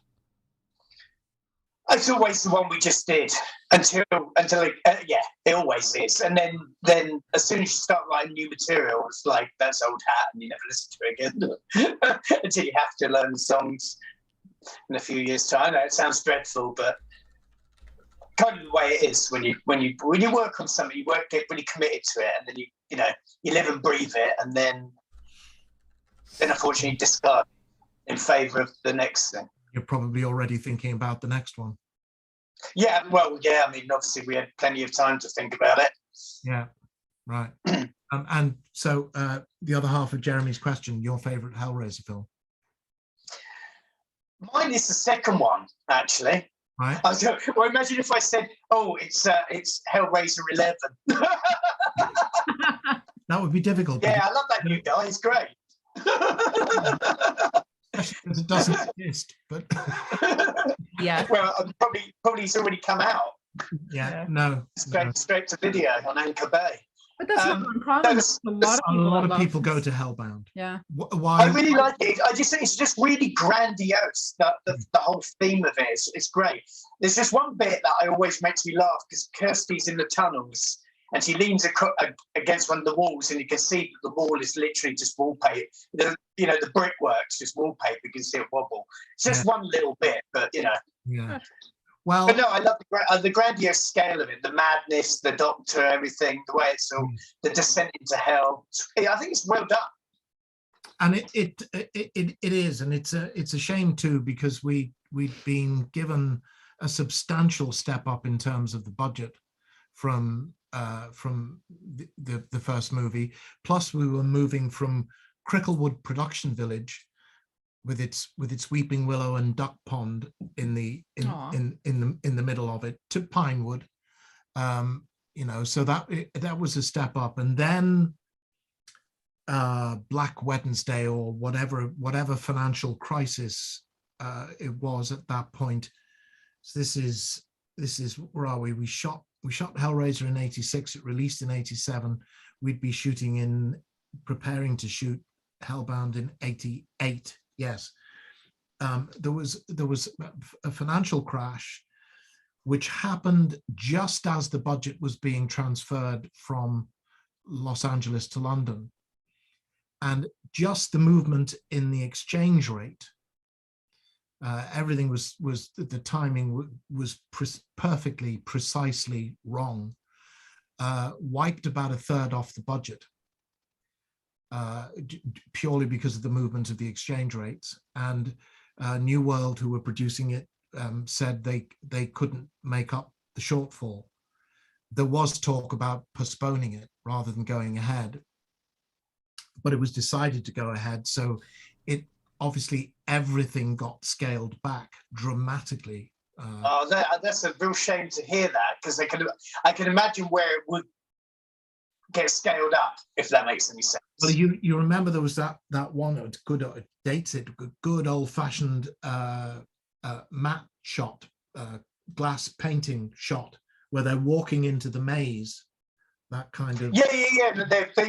You look at the Leviathans at the top, with the back revolving and with the black light. Yeah, of course. Yeah. And you would have seen a whole lot more of that, and the journey into the labyrinth and into the Cenobites' hell. Clive had planned this kind of infernal machine at the center of it, kind of spitting out Cenobites. And this was the kind of almost industrial process going on at the heart of it all. But you see that one glimpse of the hell that they're going into, and then you never really see it again. And the movie, particularly the special effects makeup crew, who always had the sardonic sense of humor, nicknamed Hellbound Setbound very quickly. And poor old Ashley, running through the maze of hell. She was running down the same bloody corridor over and over. Oh, come on, yeah, obvious. That was obvious. I mean, you're not going to build flats put in. It was almost like people picking up a flat and running with it to put it down again. But it's an ambitious film, much like the other film that you were a part of, that was Nightbreed, which was a massively ambitious movie. And is Midian is effectively your tribute to Nightbreed. Yeah, of course, yeah. That was Nightbreed was a curious thing, because it was the sets were amazing, and walking onto them, it was, those are the moments as an actor when you think, fuck, this is so exciting just to be part of this. I mean, that the set with the walkways, the rope and of course, the rope bridges and Baphomet and everything. Those things were fucking impossible to act on, because they were for real, just strung. Every time you took a step, the whole thing, and the actor in front of you went as well. But it was so exciting. And then we ran into trouble because we came into work one day and everybody is looking rather shell-shocked and saying, have you heard what happened? Which was basically that Chris Figg, Clive's producer, had been fired from the production. I think in a not unfamiliar way, telling Porky's about what he could and couldn't achieve on the budget he'd been given, and it'd come a bit unstuck. So he was removed, and you end up with production finance on set, literally calling the shots, and it's not a comfortable way to work. And then they wanted to market the movie as a horror film, and it determinedly was not. It was very much a fantasy film. It's basically a dark love story. It's a romance between a girl and a dead guy, is basically the motor that drives Nightbreed. And I knew that as fast as Clive had the horror label around his neck, he'd be working hard on subverting that, and wanting to work on a bigger fantasy map.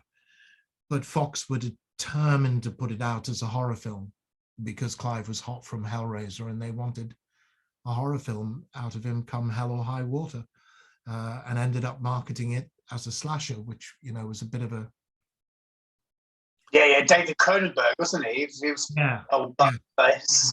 Well, and Decker was the name of the character. Yeah, the brilliant idea that the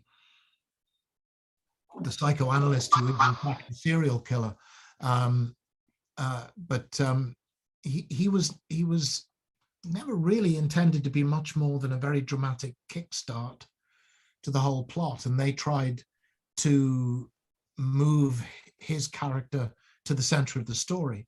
And it's not David Cronenberg's fault. I think he does a great job in the movie. So cold, it's perfect, really good performance, I think. But there just isn't enough material to try and make him the center of the story. It doesn't really work. And I had my voice taken away from me and given a German accent, which was never the plan. So yeah, it was a compromised movie, to say the least.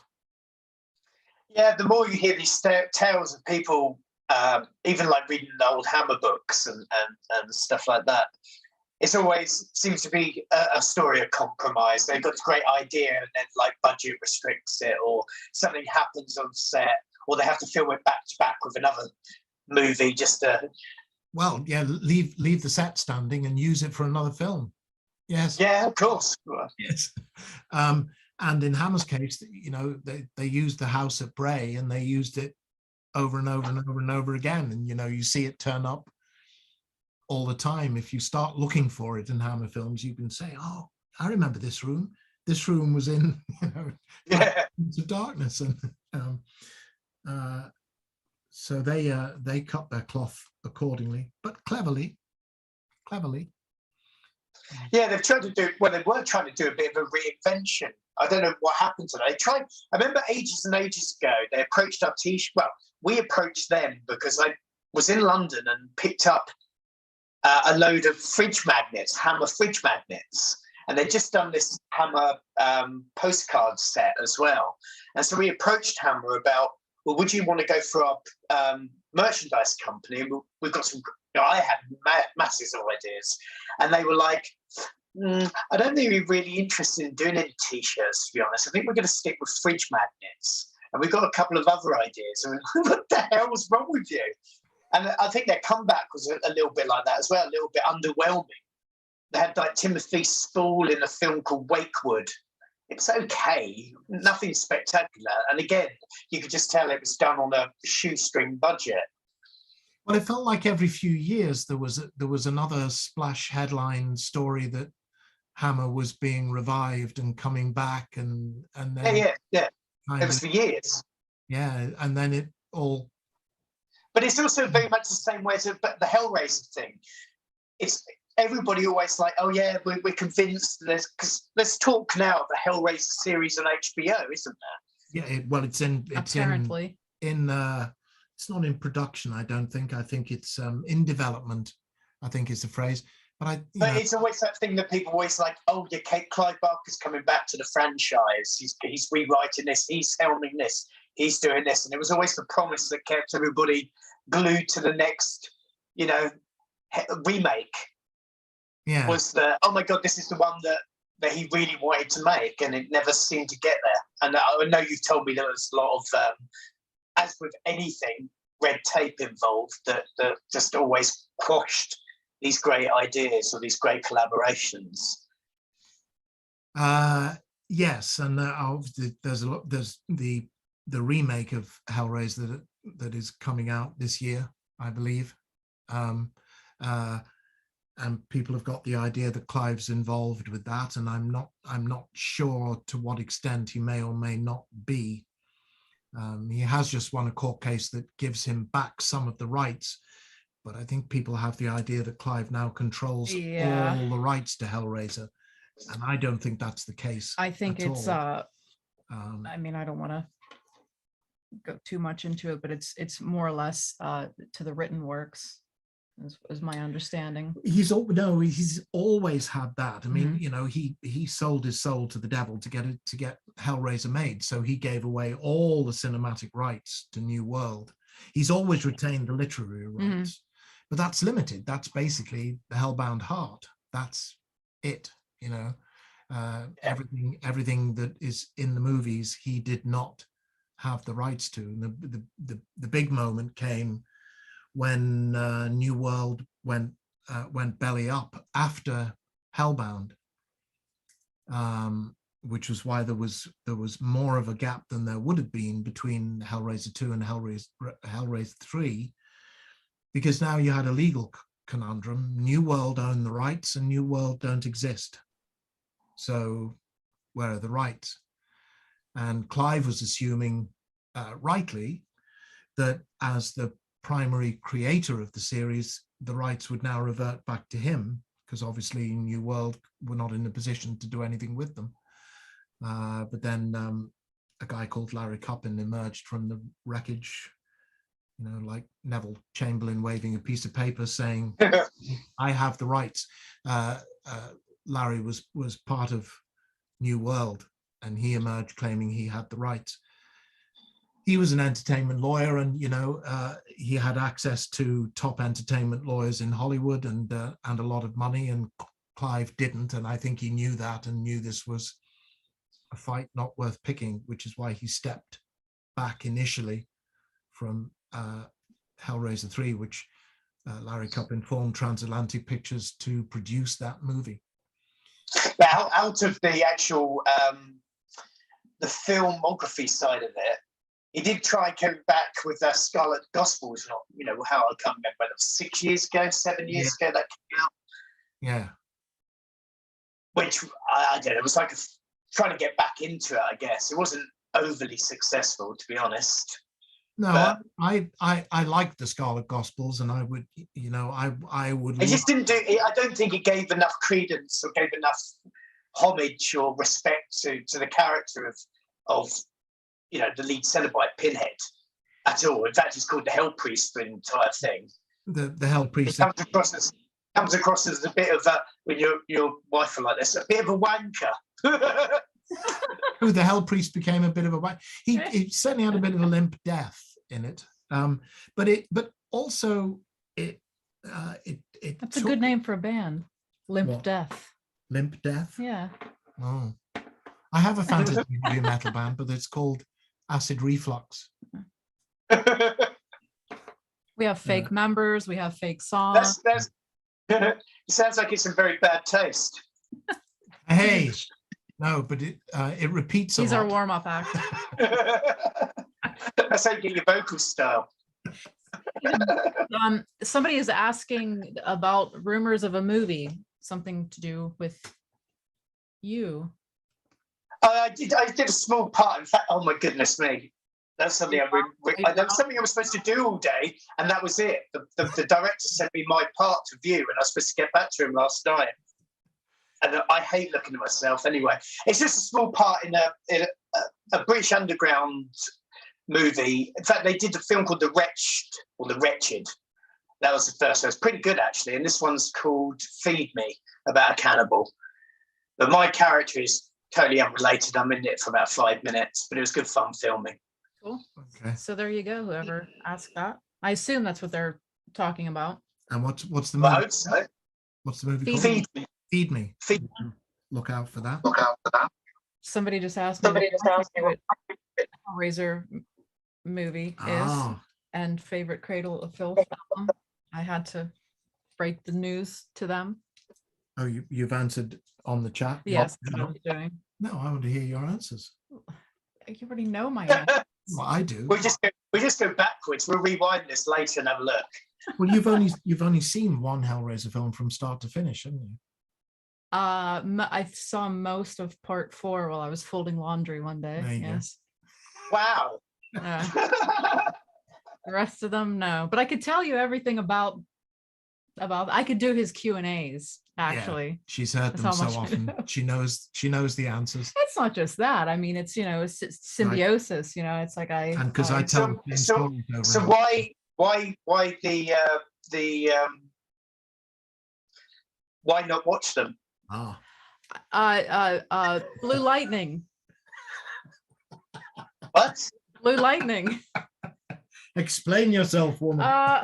Well, I loved horror. I grew up on horror. I went to the grocery store with my mother for the sole purpose of visiting the VHS section in the grocery store and, you know, picking movies based on their titles and covers. And yeah, which we were speaking about earlier on, that yeah, appeal. absolutely. Oh, this looks, you know, Bloody Birthday. Yeah, that looks fucking cool. Okay. There's blue lightning bolts in Hellraiser, and I saw, you know, trailers for it, and I said, well, that's sci-fi, and I want nothing to do with it. When the box is being solved and the blue lightning runs around. Yeah. 80s effects. Yeah. Electricity and blue lightning equaled sci-fi to me, which meant I will never watch that because it's sci-fi, and I had no interest in it. So you still have to be interested in it, even though you're dating the main guy. Now I could never watch them now in a non-objective people think she was way. a besotted fan who hunted me down. But yeah, to be fair to you, I guess you've had enough of him. You know, you don't want any more, do you? You know, a horror groupie, but no, I mean that's what it was. I just was not. I was just not into it.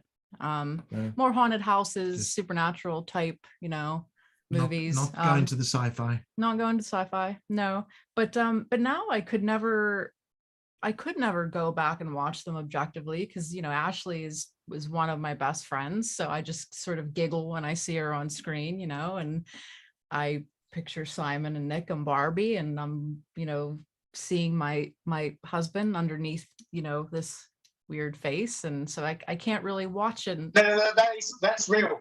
That's real. That bit's real. The pins burn. You know, if all that makes sense.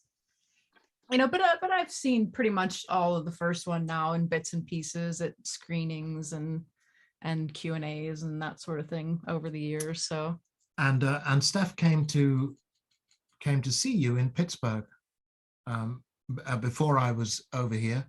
And didn't see you. It was like 20. No, I yes, because that was the infamous gig where all the electric went out in the disco.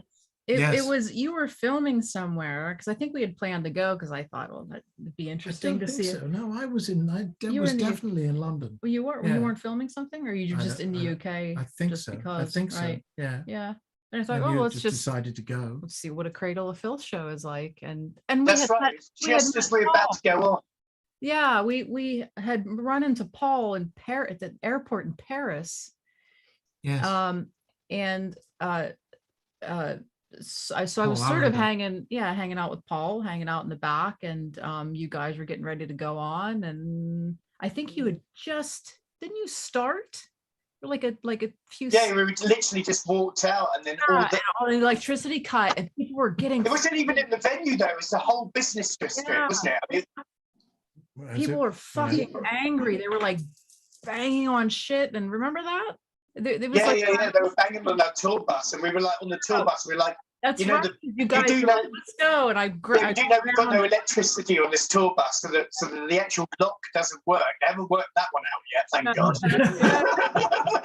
I ran onto the bus, so I was on your bus for a while, hanging out, and people were pissed off, and you could hear them outside. And it was like fucking Dawn of the Dead, where they're like, you know, banging on the fucking gates and shit. It was fun.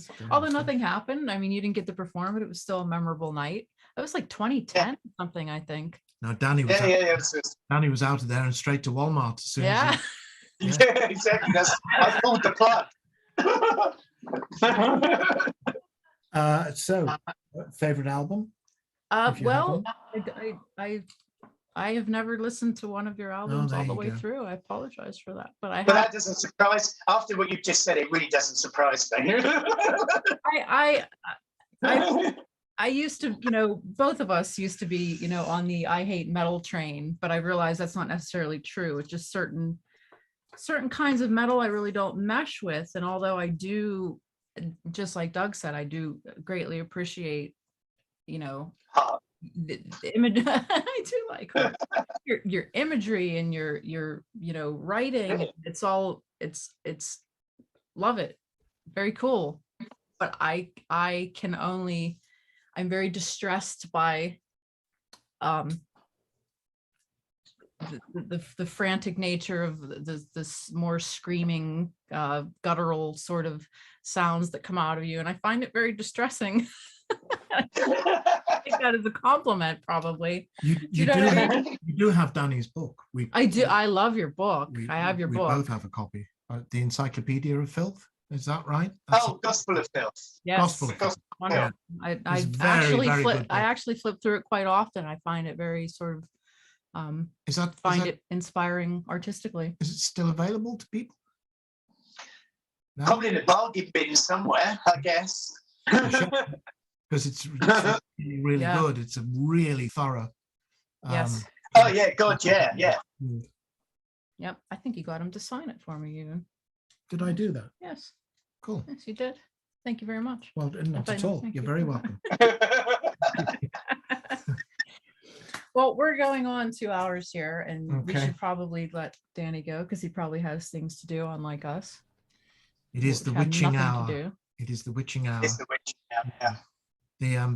The time jump. You see, I always get confused which way around. The House here has just voted to stop changing the clocks. Now, is the idea to stay with daylight savings, so not shift back in October?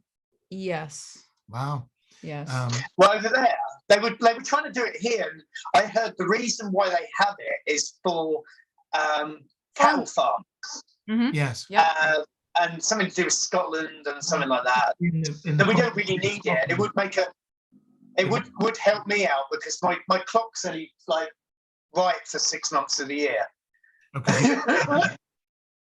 I always forget about turning it back and I just leave it until the next time. Add an hour or subtract an hour. Yeah, it's because in the north of Scotland it means it doesn't kind of get light until 10:30 in the morning or something, you know, unless you move the clocks back. I quite like the clock shifting. I think it's kind of, you know, something to look forward to. That's because you're not a depressive person. Those of us who live with crippling depression, and even more so. What difference does it make? You're asleep in the morning anyway, so.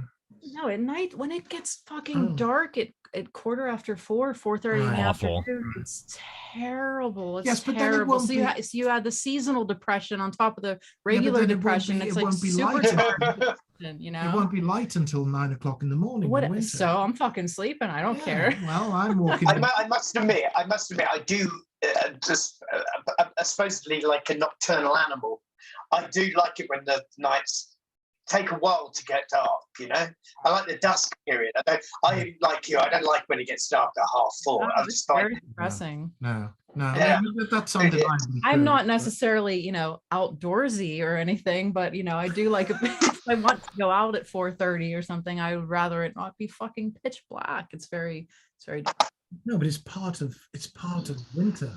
But it you know. The evenings draw in. Okay, well, you're a mentally well person, and that's the difference. You know, it's difficult enough with Halloween here, where they have this absurd thing at Halloween here, where it's timetabled. Yeah, of course it is. People the bang kids, on your door at midnight for shit. The kid, what is it? 6 till 8. 6 to 8. 6 till 8. Yeah.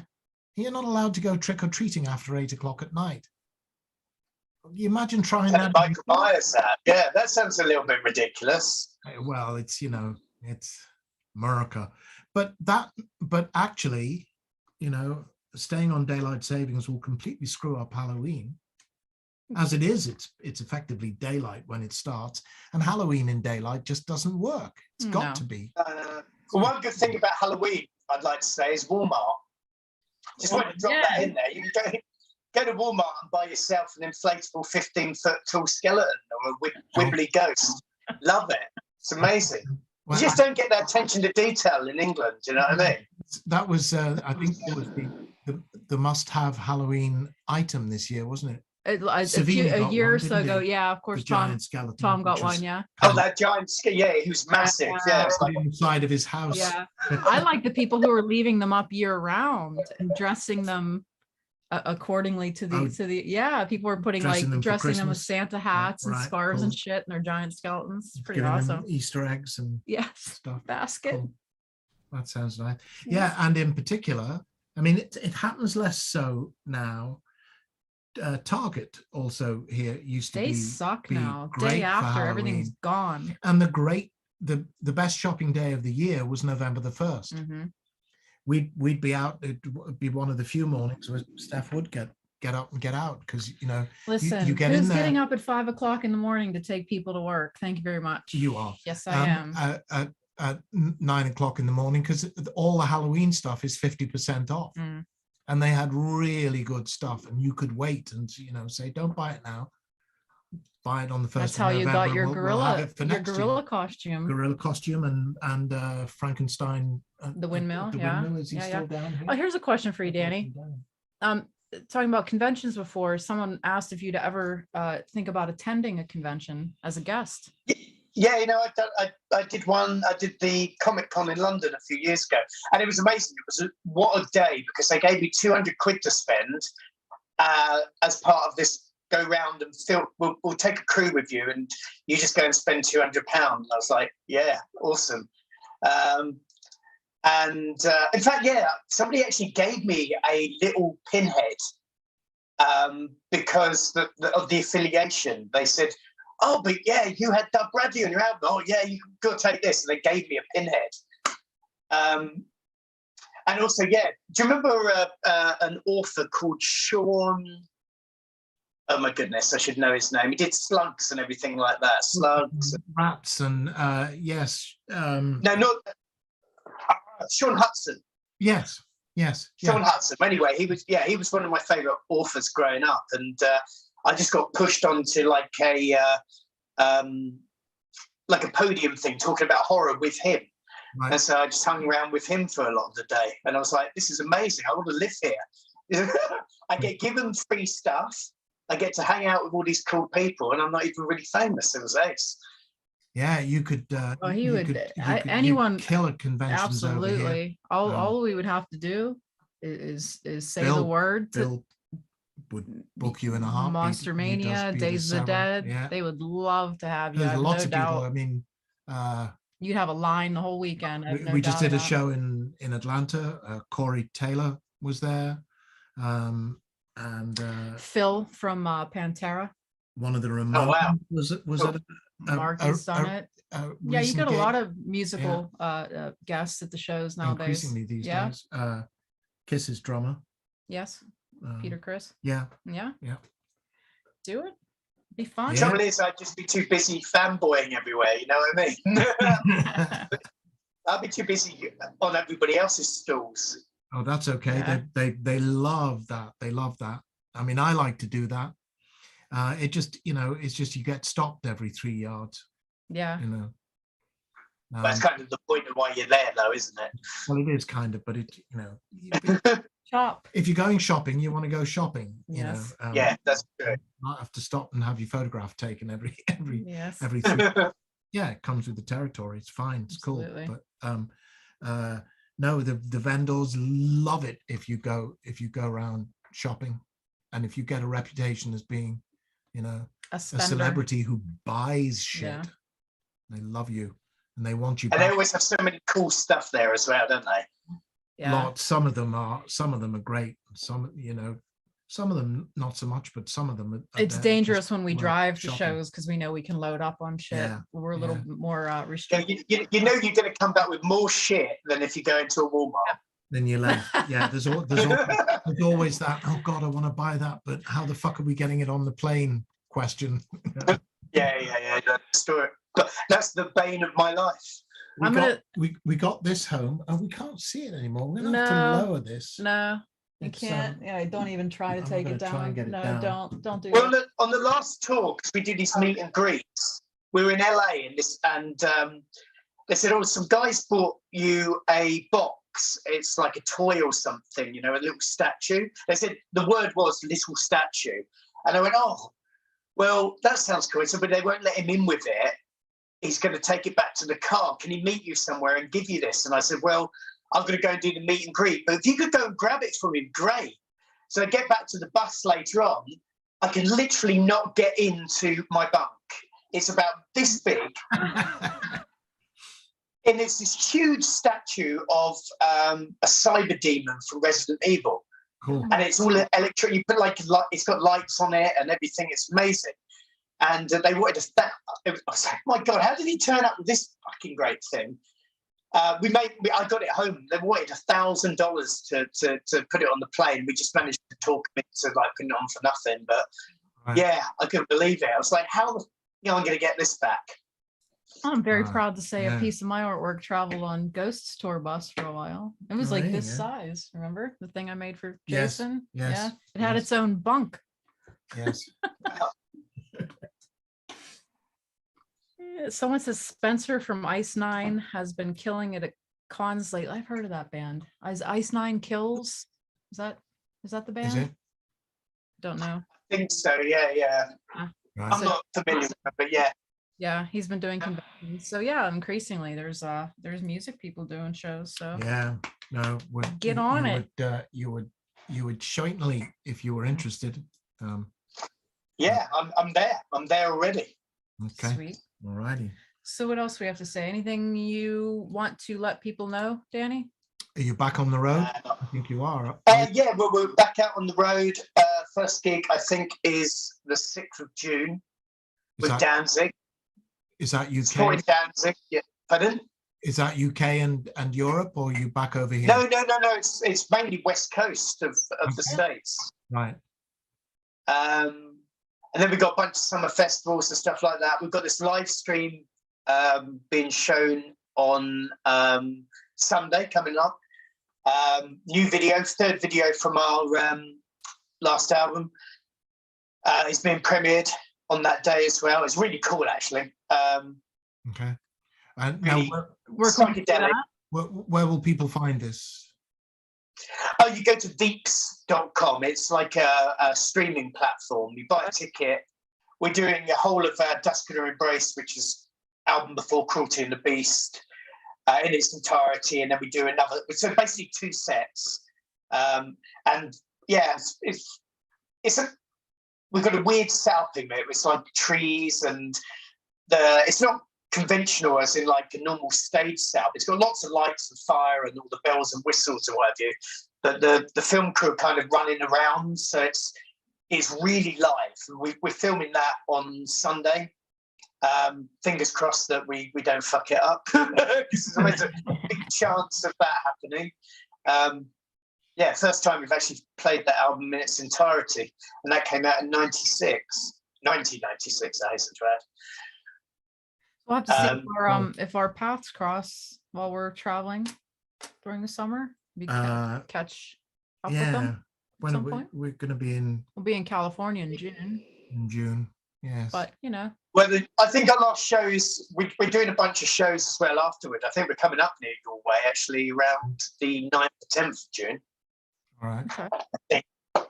We'll try again to catch a Cradle of Filth show. Yeah. Hope I won't. You don't pull the plug out. That was me. I totally did that. I pulled the plug. Like exactly. So she didn't have to listen to us.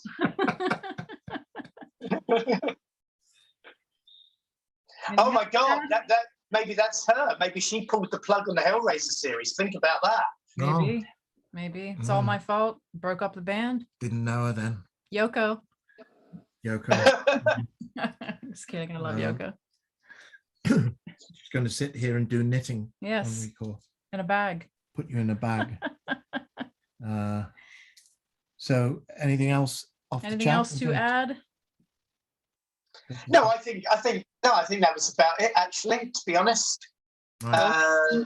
We do have a lot of other things that are coming out on the periphery and exciting stuff, but none of it I can really mention because it's one of those things you start mentioning something and it never happens. Yeah, the more you talk about it, the less likely it is to happen. You post a lot on your socials anyway, so if everyone just keeps on people keep an eye on Instagram, such forth, such with. Cool. All right. Fantastic. Well, Dani, thank you very much indeed for your time. Yeah, it's been my pleasure. I had an awesome time. Thank you very much. It's always great, you know. Of course. and let's get you at a convention. Yeah. Absolutely. Thank you again. Have a good night, Dani. Yeah, cool. Yeah, absolutely. Au revoir. Yeah, take care. I don't know how to access this chat, so I just sit here and David, just close you out. Cheerio, bye. Get rid of them, David. I'll No, close you it go out for first. everyone. No, you go first. You go. No, you go. No, you go first, please.